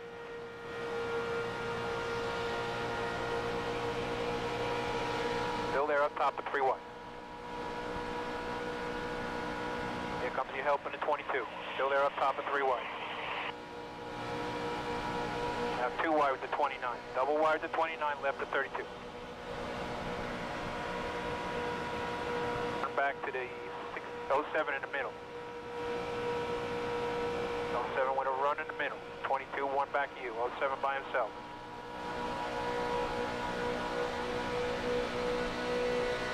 Here comes your shove from the 22.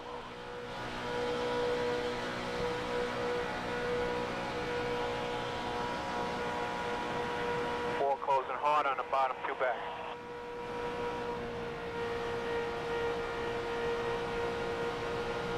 Side with the 4 by himself.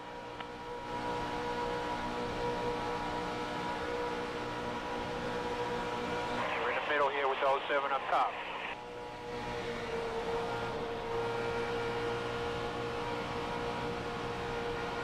We're in the middle, hold your line.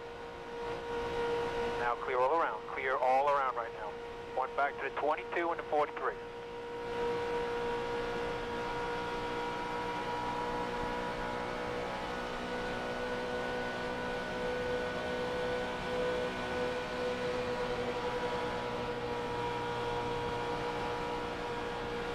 One back to the 43 in the bottom. Now inside with the 43. You're up top. 22 pushing you. 43 has no help.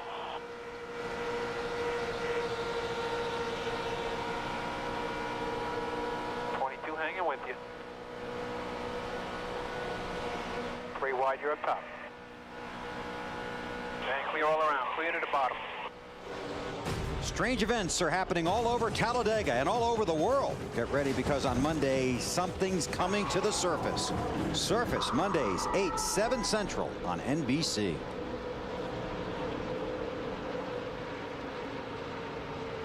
Tony Stewart up front. Led 151 of 160 laps at Daytona in July. Got his first plate win.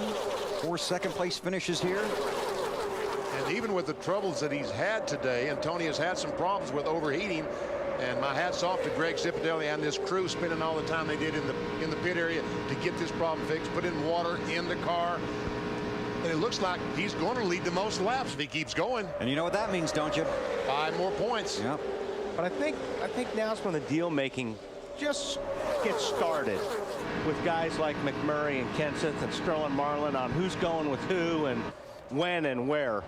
Jamie McMurray had led 1 lap before today. That was under caution. Today he has led 30. So a good day for McMurray in the 42. Matt?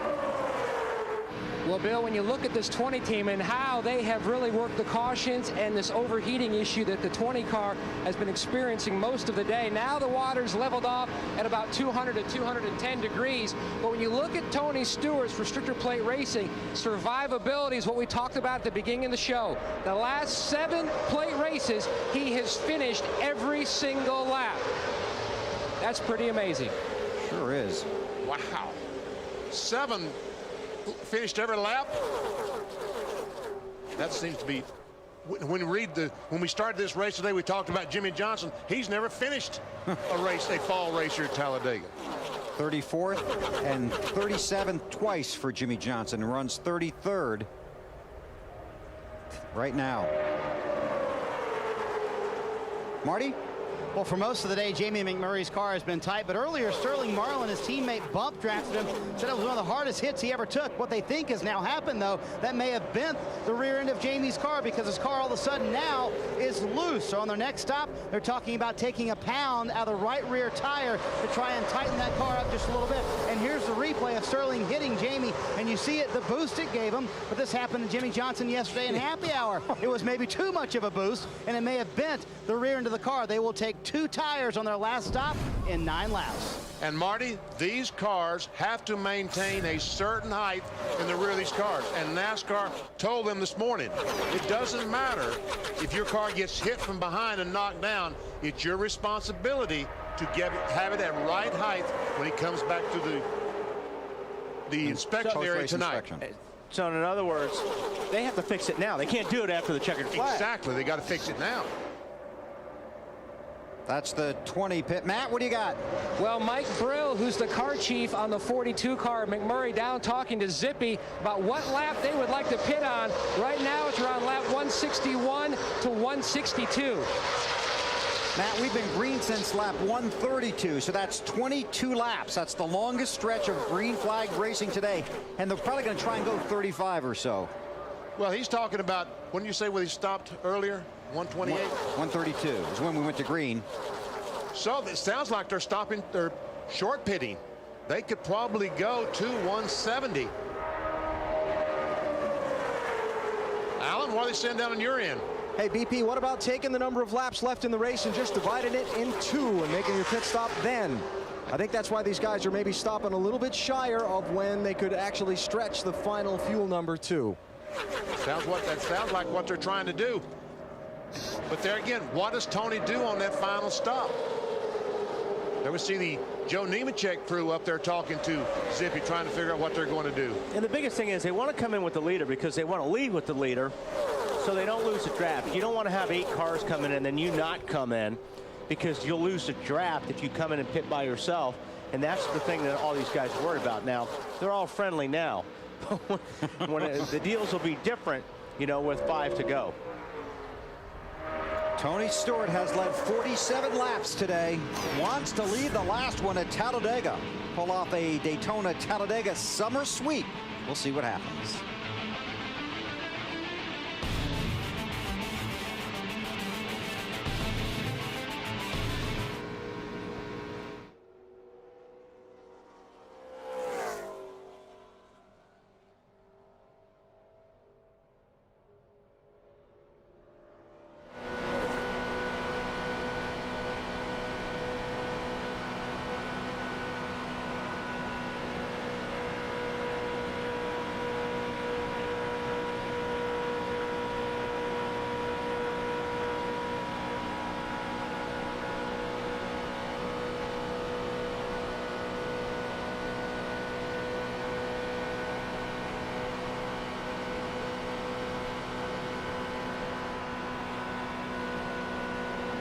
Two back, be 157 at the line. Lap 157 at the line. The cars ahead of you on the bottom are by themselves. There's no help. For one car ahead of you on the bottom, no help. 97.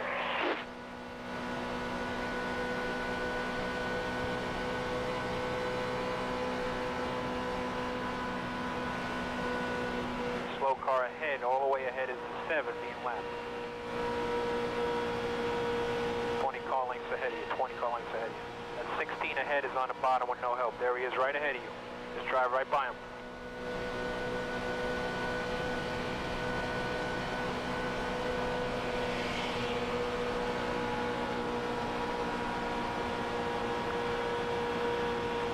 Hanging with you now.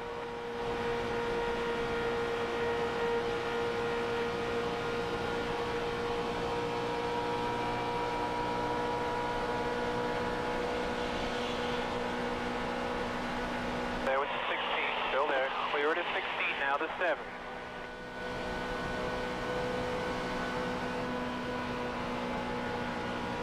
Still there. 22 pushing you. Clear it at 7, clear.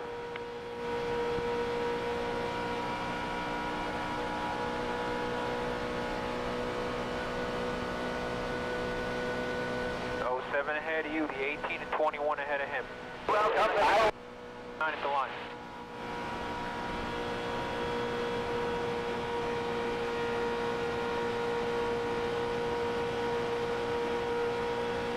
Car ahead on the bottom pitted.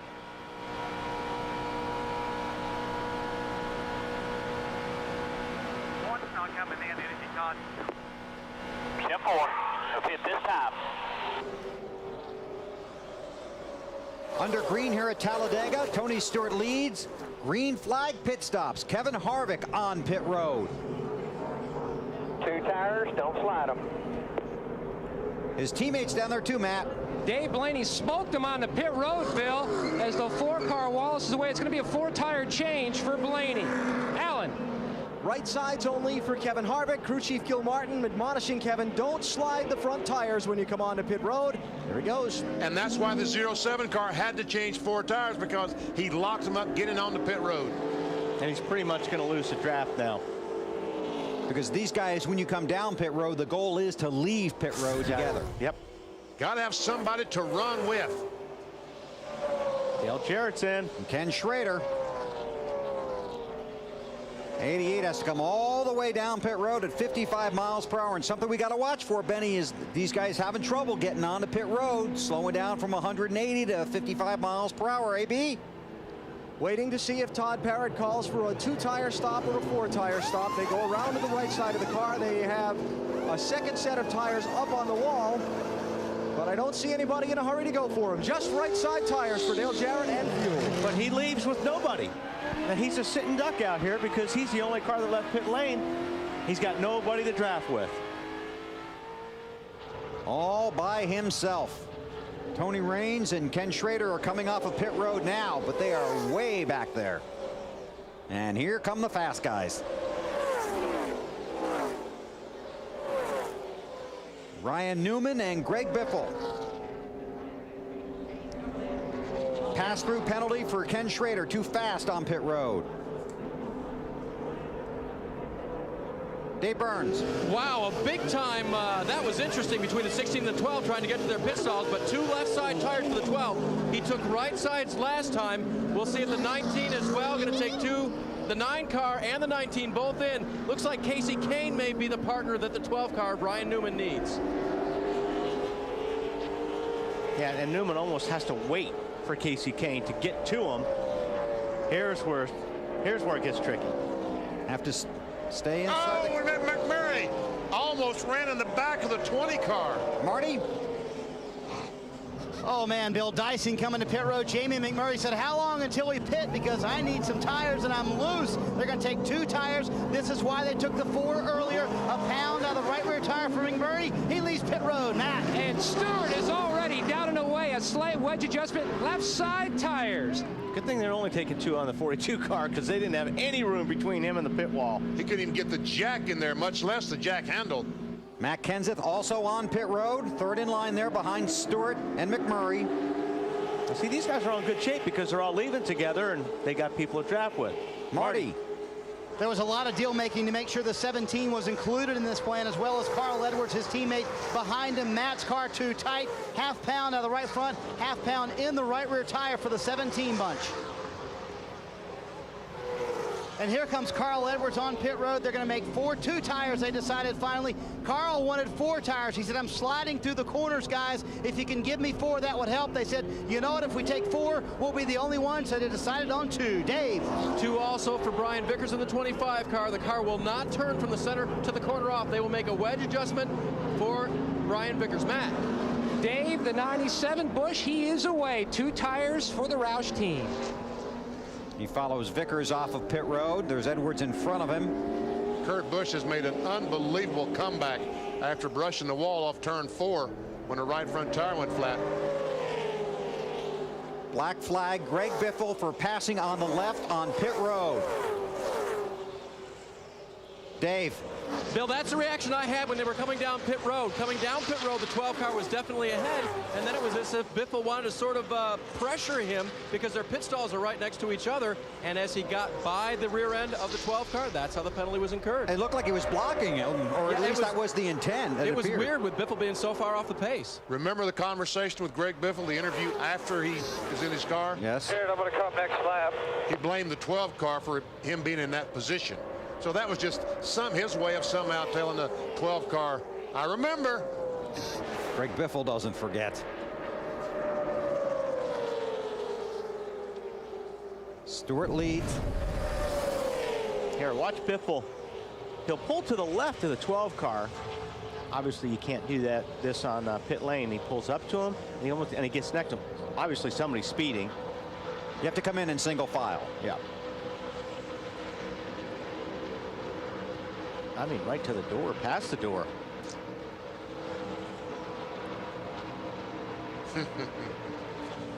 File that one away. But like BP said, that's just a message. That's just a message, yeah. And the message was delivered.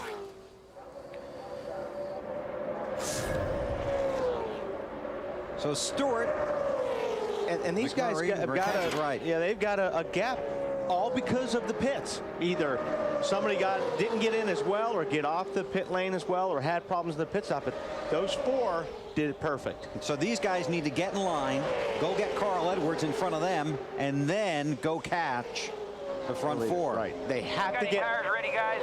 They have to get single file. No, go around. Keep going. Keep going. Or they will not catch that front group. I was Biffled doing his pass-through penalty for passing on the left on pit road. This is the group that needs to get in line. The longer the line, the faster you go. Dave Burns. And you mentioned the 12-car Ryan Newman having to sort of wait if he wanted to for Casey Kane, but he couldn't do that, so he essentially left pit road by himself. They've now told the one of Martin Truex Jr., get behind us and we can catch that pack in front of us. And it looks like Carl Edwards has let them catch up to him, and that pack now is the one that has to catch, Bill. Thanks, Dave.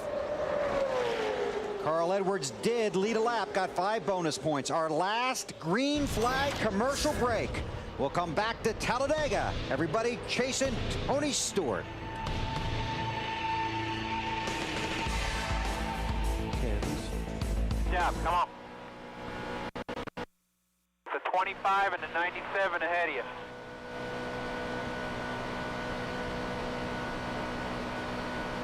'97 is P10.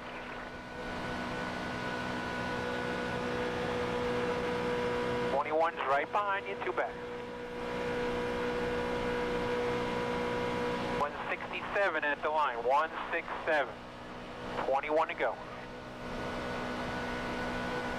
You're at the line now.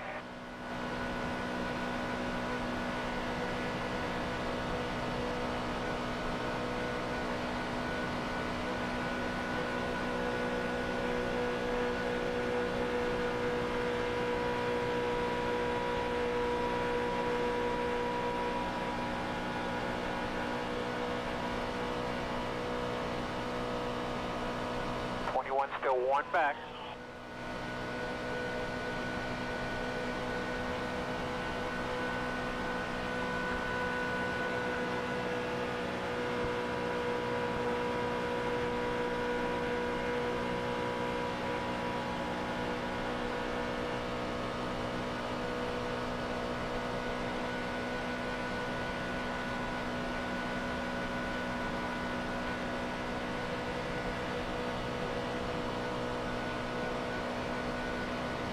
Lap. Y'all stay tucked up.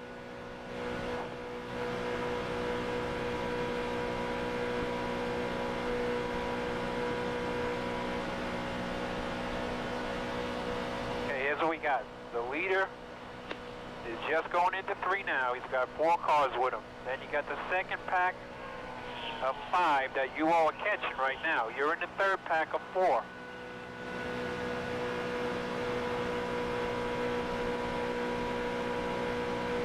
Y'all stay tucked up. You'll catch that 1 pack ahead of you, then it's game on.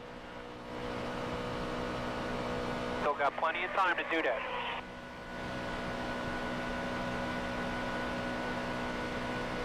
You're catching them at a pretty fast rate. Keep doing what you're doing.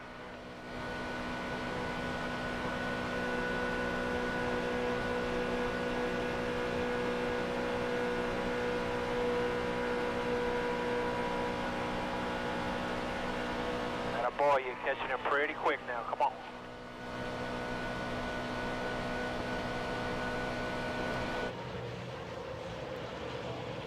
It's WWE Premier Week on USA Network tonight. See the greatest moments in WWE wrestling history on Raw Exposed. Then tomorrow night, don't miss the biggest homecoming in wrestling, an unprecedented lineup of WWE superstars in the 3-hour live nonstop wrestling premiere of Raw. That's on USA Network. It's a mouthful. It is. Now see, heck of a show. See the second group here? There's a second and a third group, and if they can get hooked together, they will be able to run down the front 4 cars. But see that gap in between these 2 groups? That's got to cause right rear going down possibly, or maybe an engine in the one car. It's Martin Truex Jr. Alan? Yeah, Martin just called in, said he thought they... you're hearing some of the radio now. Thinks they broke the engine. Okay. So that will send him. Green. Martin was running good, too. He's 6th place. Tony Stewart has clinched, leading the most laps today. 10th race of 2005, he has led the most laps. So 5 extra bonus points for Tony Stewart.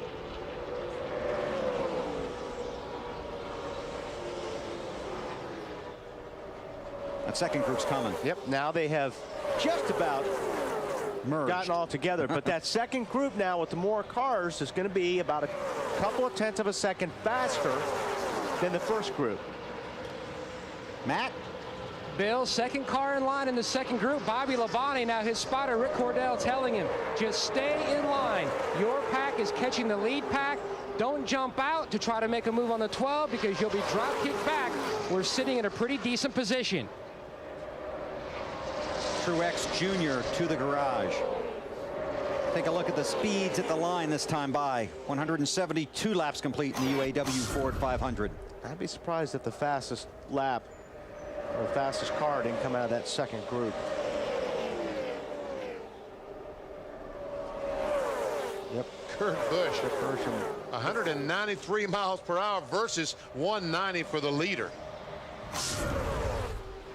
Marty.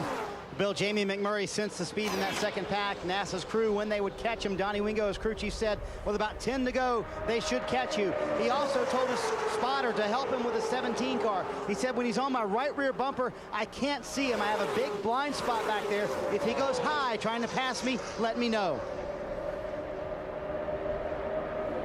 Well, those 4 guys have done a good job, but Ryan Newman in the party is coming. Yeah. They're there. And Dale Jarrett, who had no help getting off a pit road, is at the tail end of this second group. And Jarrett right now has got to get going. Yes. He only has 15 laps right now. He's got a lot of cars to pass. So once these guys start fanning out and trying to pass each other, he's going to have to make a move, Alan. Hey, Wally, his spotter Eddie DeHaan came on the radio about 5 laps ago, and besides keeping DJ apprised on their progress, their group up toward the front 4, he said to him, it's giddy up time, we got to go. But as long as all these cars in front of him stay in line, there's very little he can do. That's not going to happen. Yeah, he's the last car in that group. Oh, here we go. Now we're getting anxious. And Matt Kenseth under McMurray, but no help. Yeah, and the thing is, these guys are going to have to work together if they're going to beat that 20 car. If you want to finish second, go ahead and follow Tony Stewart. But if you're going to beat him, 3 or 4 of these cars are going to have to hook up and try to go by. And Kenseth, by doing that, has lost 2 positions. Ryan Newman thinking about coming down and helping. There you see the points as they run here in the chase for the Nextel Cup. And a number of drivers have had problems today. Jimmy Johnson, Greg Biffle, Rusty Wallace.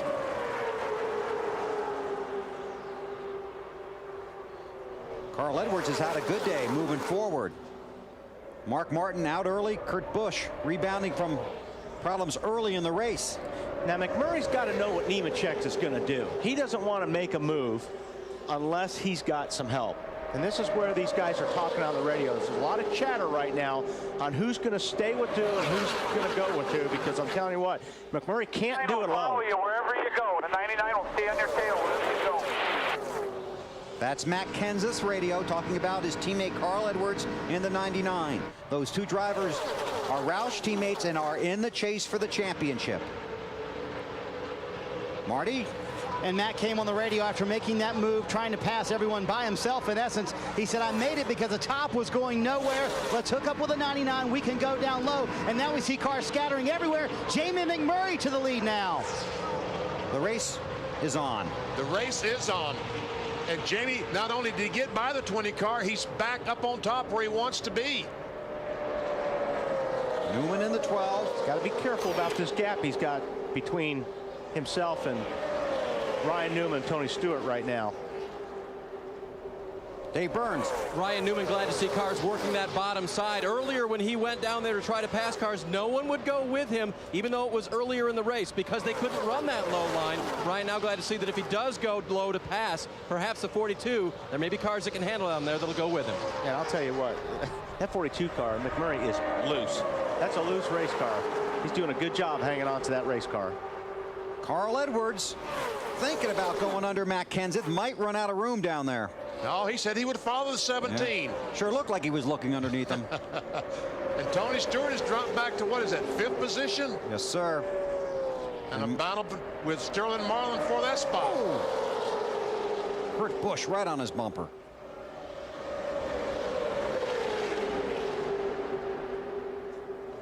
And you see Jarrett going to hook up with Sterling Marlin. Couple of veterans, yep. Marty. Matt Kenseth just asked his spotter Mike Callan off the radio to Carl Edwards' spotter and say, listen, let's stay in line. Let's pull away from the pack behind us if we can. We'll make our move with 1 or 2 to go. I will give him a hand signal as to which way we'll go.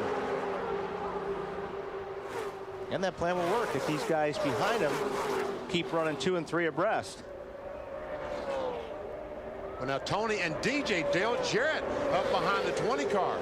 And we know that we feel like the 88 car is fast.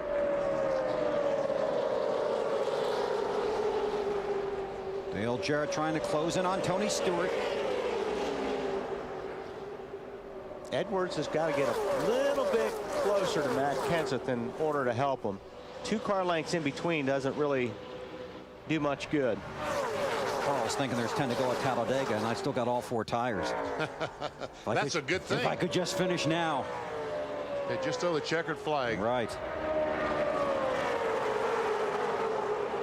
Jamie McMurray has 1 career win. And here's another thing you got to think about. When you're Matt Kenseth, you want to go with McMurray because you're racing Newman for the championship. Exactly. So right. Here's where you have to start making decisions on, well, if I'm going to help somebody, I'm going to help somebody I'm not racing with in the chase. Look at Dale Jarrett. He's coming, Alan. His spotter, Eddie DeHaan, sounds like a play-by-play man at a horse racing track, Bill. Walking him around this speedway, telling him who he's racing with, trying to coach him on what moves to make, and giving him encouragement all the way. Go, go, go. Come on, let's go. Great job. It's something to listen to. You're just putting your foot through the floor in there now, aren't you? You're pushing hard. Really hard. Now he's got a lap or 2 now. He's got to wait for Sterling to get back up to him so he can get some help. It's Carl Edwards in front of him. Edwards runs 5th. Jarrett in the 88, Sterling Marlin behind him. And Sterling had to get out of the throttle over in 1 and 2 because he ran up right on the 88 car. He almost ran him over. Sterling had to back off the throttle, and doing that by not hitting Dale Jarrett, he lost about 3 or 4 car lengths on that spot. So now it's going to take a little while to catch back up. And these guys trying to work their way around some of the wounded cars out there that are significantly slower. Elliott Sadler was the pole sitter. That 38 car, he's 62 laps down. He might be waiting to see if he can help his teammate in that 88 car. Oh, wow. Boy, oh boy. Ryan Newman. Threading the needle there. Oh, man. I don't know how they made it, but they did. It's really not how many times they wreck here. Here we how go. many times they don't. Matt Kenseth. Right Jay to the McMurray bumper. puts the block. You see how loose he got right there? But that's what these guys were talking about earlier. You have to have eyes in the back of your head when you race at this place because you're driving through the mirror as much as you are through the windshield, especially with 10 laps to go. McMurray has a fast car. The 20 car is extremely fast. Here it comes the 20. With Ryan Newman thinking about going along for the ride. Newman trying to make up his mind. Kenseth or Stewart? Kenseth. For now. Now DJ back in the hunt on the back bumper of the 20 car. If the 88 gets help, he's going to be right there at the end. You know what? But Sterling Marlin's looking pretty strong in there as well. Sterling, that 40 car, is a teammate to the leader, Jamie McMurray. And that's who McMurray's looking for right now. Where's Sterling?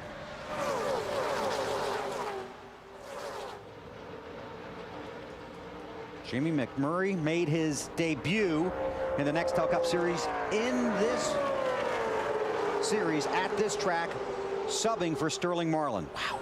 Oh, good move. Brian Vickers in that 25 car on the inside of Stewart. He just bullied his way through there. Another country heard from. Pick up 5 or 6 spots on that lap. Marty? Well, he's right. Jamie McMurray holding on to a very loose race car. He said, I am holding on all that I can, but these guys behind me are extremely fast. He's right about that. Vickers, go ahead, BP. He's not satisfied with passing Tony Stewart. He's going to pass them all, or try to. And I think that's good news for McMurray. I think the 25 car will hang with the 42, Dave. His crew chief said they'd make one more run to the front, and here comes Vickers. But no help right now. And that's surprising. The guys that are running for points are running with each other. I mean, I would want to beat the guy that I'm racing with against McMurray got very, very loose going in the corner, and the 17 drives on the inside. Matt Kenseth and Jamie McMurray side by side. Newman behind Kenseth. Oh. Door to door. No help. 4 to go, and yes, Jamie, you have no help. You help the fast guy until 4 to go. Yeah. Matt. Bill, Chevy's won 13 straight right now. It looks like their hopes on a number 14 rest with a 20. 4 to go. 2 cars in front. Let's see if he can make that move again like he did about 3 laps ago going into 3. This car's been so good all day. Overcame an overheating problem early in the race. Oh, we got somebody spinning. Ken Schrader is around. Left rear. Caution is out. Left rear tire went flat. And you know what that means, don't you? Green, white, checkered. Exactly right. Boy, that's not what you want here. Right rear tire blew. Ken Schrader, right rear tire blew. I think he meant left rear. He knew one of those rear tires blew One out. of the rear tires were definitely gave him trouble.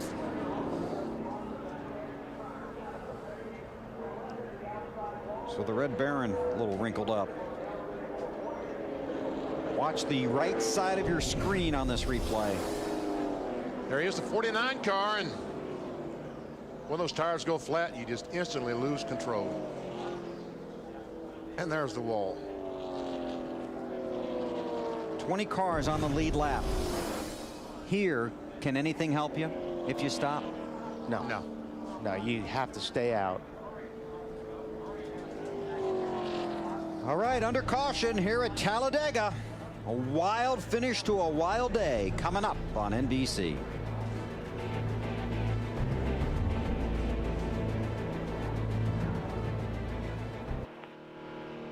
I'm with him. And 4. Stay tight with him right now because he's a raging bull inside there trying to jump out.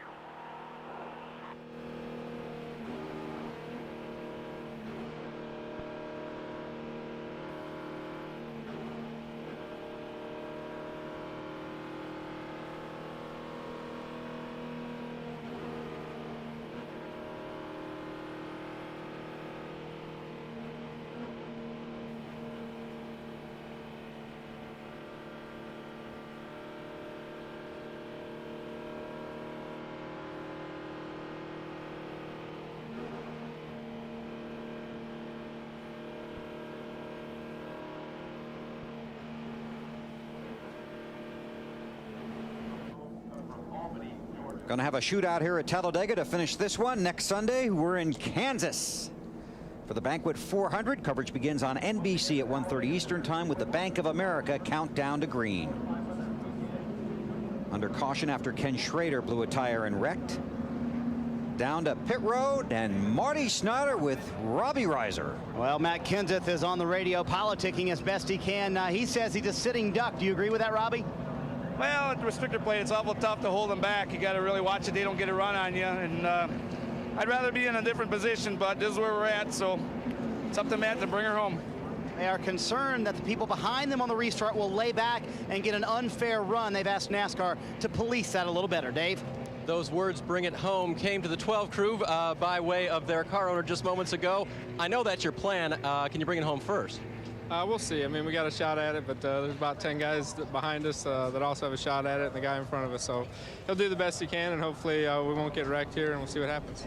Matt, you're behind the 17 right now. I mean, is it just your best hope to stick right there? He's been running the low line pretty well. Yeah, he's been real good all day. I mean, definitely we're going to try and win the thing, but, you know, we'll just have to see what happens here. It's going to be probably a green-white checker, so we'll see. All right, they have fuel to go the distance and a driver who definitely wants to win this thing. Matt? And Zippy talking to Smoke back and forth on the radio. Your driver sounds very energetic. Are you going to have the 88 DJ work with you? You know, Smoke is always energetic. That's what we love about him. He hates losing as much as the rest of these guys here. We got a good car, so we'll see if we can get this Home Depot Chevrolet back up there. I don't think it's over yet. Now, they have had some conversations back and forth, some deal making. Dale Jarrett says he will go with the 20 if the 20 makes a move. We'll have to wait and see.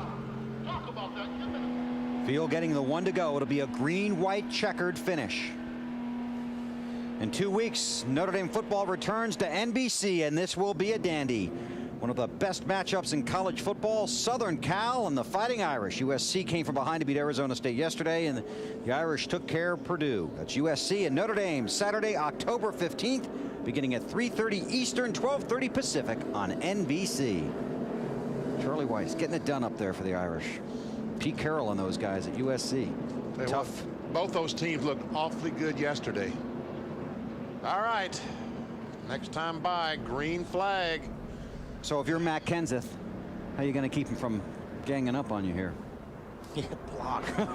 Start blocking, buddy, because there's nothing you can do. I mean, you know, one thing you want to make sure is on the restart, you're looking in your mirror and you're not letting Ryan Newman lay back like that. If you see a guy laying back, you got to slow down because you don't want a gap like that on the restart or they will smoke you coming down after the first lap. So that's the biggest thing you're going to do on the lead right now is don't let them have a big gap behind you. There'll be one attempt at a green-white checkered finish. If the caution comes out, the race is over. And the drivers will be scored by their position on the track. And on this restart, you'll see all the cars up against the outside retaining wall, so a car does not get position on them on the outside. You see Jarrett's laying back a little bit on the 20 car. Pace car to pit road. NASCAR warning these drivers to close it up on the restart. Remember, the start-finish line is after the pit road exit, very close to turn 1, instead of in the tri-oval. All right. Here we go. And now's when they start fanning out. Kenseth got down low. Stewart, Dale Jarrett on the inside line. Newman, McMurray, Carl Edwards. See, now Newman's got a good run if he can make a move on the 17, but the 17 will block him. How long can you hold your breath? And Matt did exactly what he needed to do. He did a good job on that restart. A good restart, and he anticipated the pass coming off of turn 2. And he wants to see him bunch up behind him. That 2x2 will slow those guys down. Now the 17 just got to worry about keeping that 12 car behind him. Well, like I said, you start blocking when there's just one guy trying to pass. It's just tougher to do when you've got 3 or 4. Tony Stewart up next to Newman. And he's got to run, too, now. Boy, Matt's does he have to ever block got to some run. more. Last lap. Oh, man. Here comes Tony Stewart. He's got the lead in turn 1. And Dale Jarrett on the outside.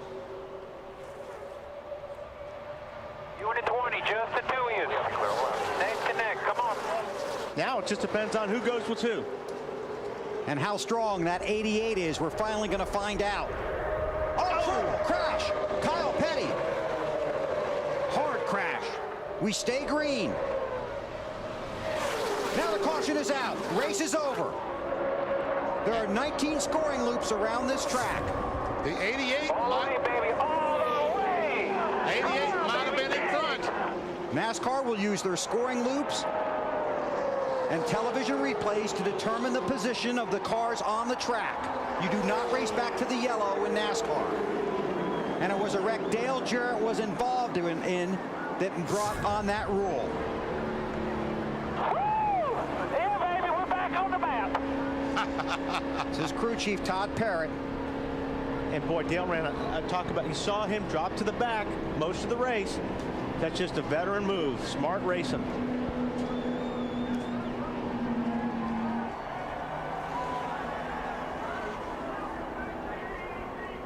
A lot of waving going on there. Sure is. Most of it appears friendly. And we're acting like he won. Have we heard from NASCAR, in fact, that he won or not? It says right here, awaiting final results. Oh, okay. Very good. Dale Jarrett is the race winner. It's his teammate Elliott Sadler.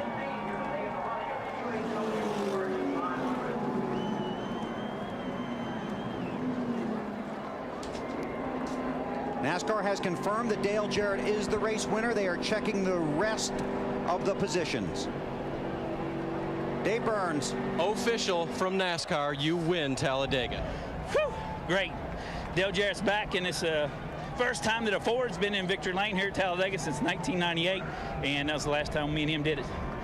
What did you think of that last lap? I mean, he wasn't exactly in the lead when that started. No, you know, he got a great start. Them guys behind him got a little better start, and you know, our deal was to stay with Tony. He was going to do whatever he did, and that, you know, the 99 and them guys, I guess, came give him a big push, got him to the outside, and it's all history, man.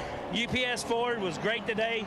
The guys in the pits and Dale Jarrett did an awesome job. And a good reunion for you two again. Yeah, I've been saying he's not done. He deserves what the Mark Martin and Rusty Wallace are getting, and he got it today. Dale Jarrett's back, baby. UAW-Ford. Todd Parrott is back with him. Remember, that just happened a few weeks ago when they got back together. Todd Parrott again on the box for Dale Jarrett. I don't know who they're cheering for right now, 45 or the... I think Kyle's trying to cross the start-finish line, don't you think? Yeah, I believe he is. He wants to finish. He's going to do it. There it is. All right. You go this far, you don't want to be one lap short. And I think Dale Jarrett stopped to see what Kyle was doing. First win for Jarrett since Rockingham in February of 2003. Dale Jarrett out of his car. He's not going to climb the fence, is he? Surely. No. Oh, come on, DJ. No. He just wants a flag. Dale Jarrett will turn 49 years old on November 26th. He's the 14th different winner this season.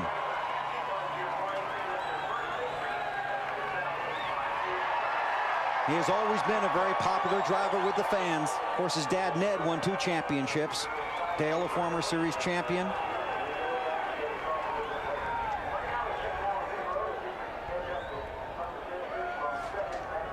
This win means a lot to him and to that team. And Benny, a lot to the engine builders. Exactly. My hat's off to those guys because they come up with something that was a little bit better, and it ran for 500 miles.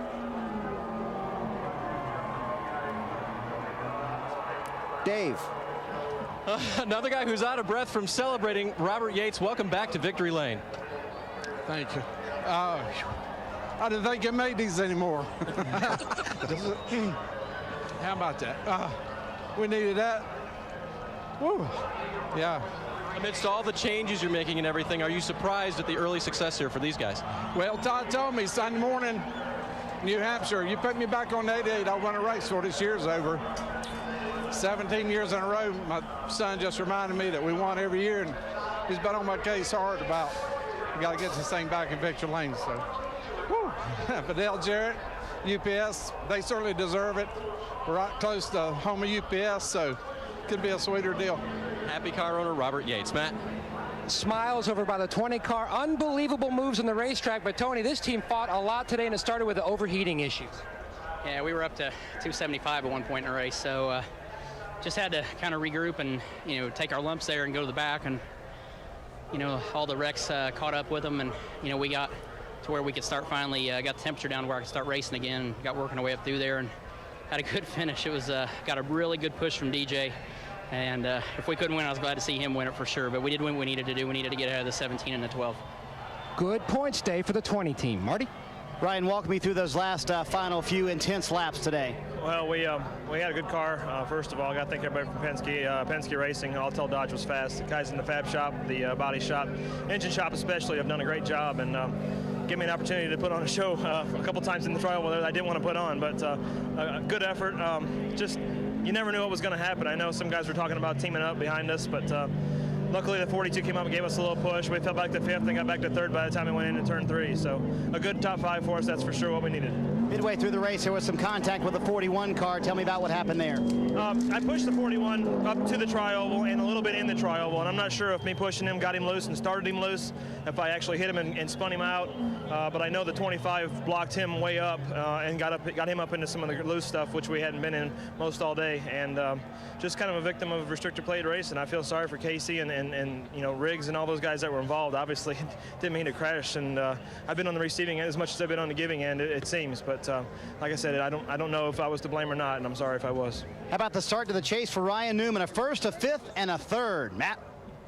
Carl Edwards, how would you describe that race? That was exciting. Wild. Well, there was points where, you know, I was just cruising along. We're all on the line, and everything was, you know, getting a little boring. But in the back of my mind, I knew it's like this is going to get huge at the end of this race, and it did. Man, I wish we could have finished that race. Wish we could have came to the start-finish line. I still had a blast, and I'm so proud for Dale Jarrett to win a Ford UAW-500, and it's an awesome points day for us. And really thankful Ryan Newman didn't crash the whole field when I punted him there. So this is a great day. Unofficially 5th in the standings. Dave? Matt Kenseth just being told by NASCAR officials down here that he finished 3rd. Matt, I know, checking his roof flap there, I know that's not where you want to end up after leading late in this race. No, I mean, I was, you know, leading with 2-0. You always want to win, but you know, we did everything we could do there. Just I feel bad he couldn't pull it off, but we weren't very strong on restarts. I don't know if we got to look at our transmission ratios or what, but I couldn't really get rolling. I'd always lose some time on restarts, so I just feel bad we got passed, but I couldn't do anything else about it. I mean, I blocked as much as I could without wrecking myself and everybody else, and just be happy to come home 3rd. Matt didn't have the right help at the right time, but ran a great race there at the end. Let's go to Alan Bestwick, who's in victory lane with a happy Yates bunch. Well, Dale Jarrett has just driven his car in here and will now climb out to what I'm sure will be a large shower.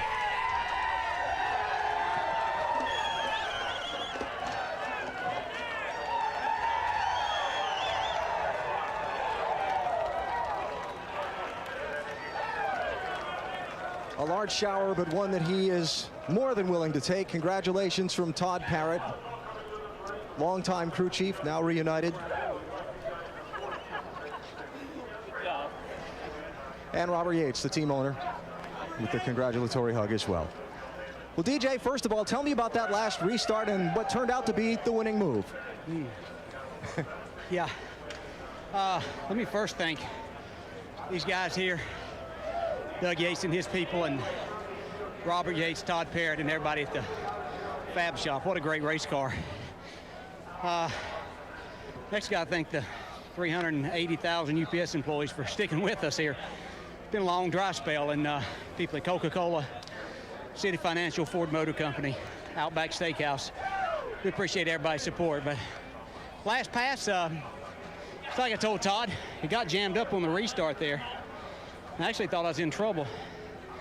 When Tony went to the outside here down the front stretch to get in the white flag, I was going with him, and he dove around, so it opened up a lane for me. And then I got a push from Matt Kenseth back there, and I really appreciate that. You were a long way back for a large part of this day. Were you concerned when the lap started winding out that you were too far back?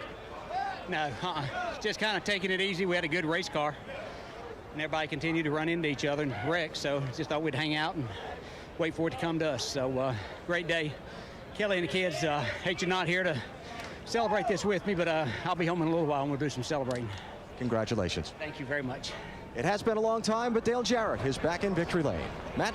We've caught up with Rusty Wallace back in the garage. You had a very solid run going, Rusty. Then you were caught up in that one wreck, and you just went south from there. I had a great run going. We got from dead last up to 8th or 7th real quick. I think up to 5th at one time. Everything's looking great, and I'm coming down the front straightaway, and all I saw was a 41 coming off the wall, going right across me, and just wiped me right out. So I don't know what two characters got into it at the start-finish line, but it ruined our day. But, you know, the good part is that we did finish in the 20s. and we gained some points. At least I'm glad we didn't finish 40th or something like that. I mean, there's nothing good that came out of today. The only good thing is I don't have to come back this joint again. I've had nothing but bad problems here. Rusty, now that to Marty. Well, Matt, Kurt Busch had an incredible recovery. Did you think that you could get back to 8th after you hit the wall over here with a cut tire, Kurt? Yeah, our car was damaged pretty bad. The tow out was knocked out about 1.5 inches, and luckily we got that caution, and you know, there's something against us. We just have to keep pulling through. I mean, to get a flat tire all on our own and wreck and still come back to finish 8th, great day for our Sharpie Ford. And a terrific recovery for these guys to come back and finish 8th. Thanks, Marty.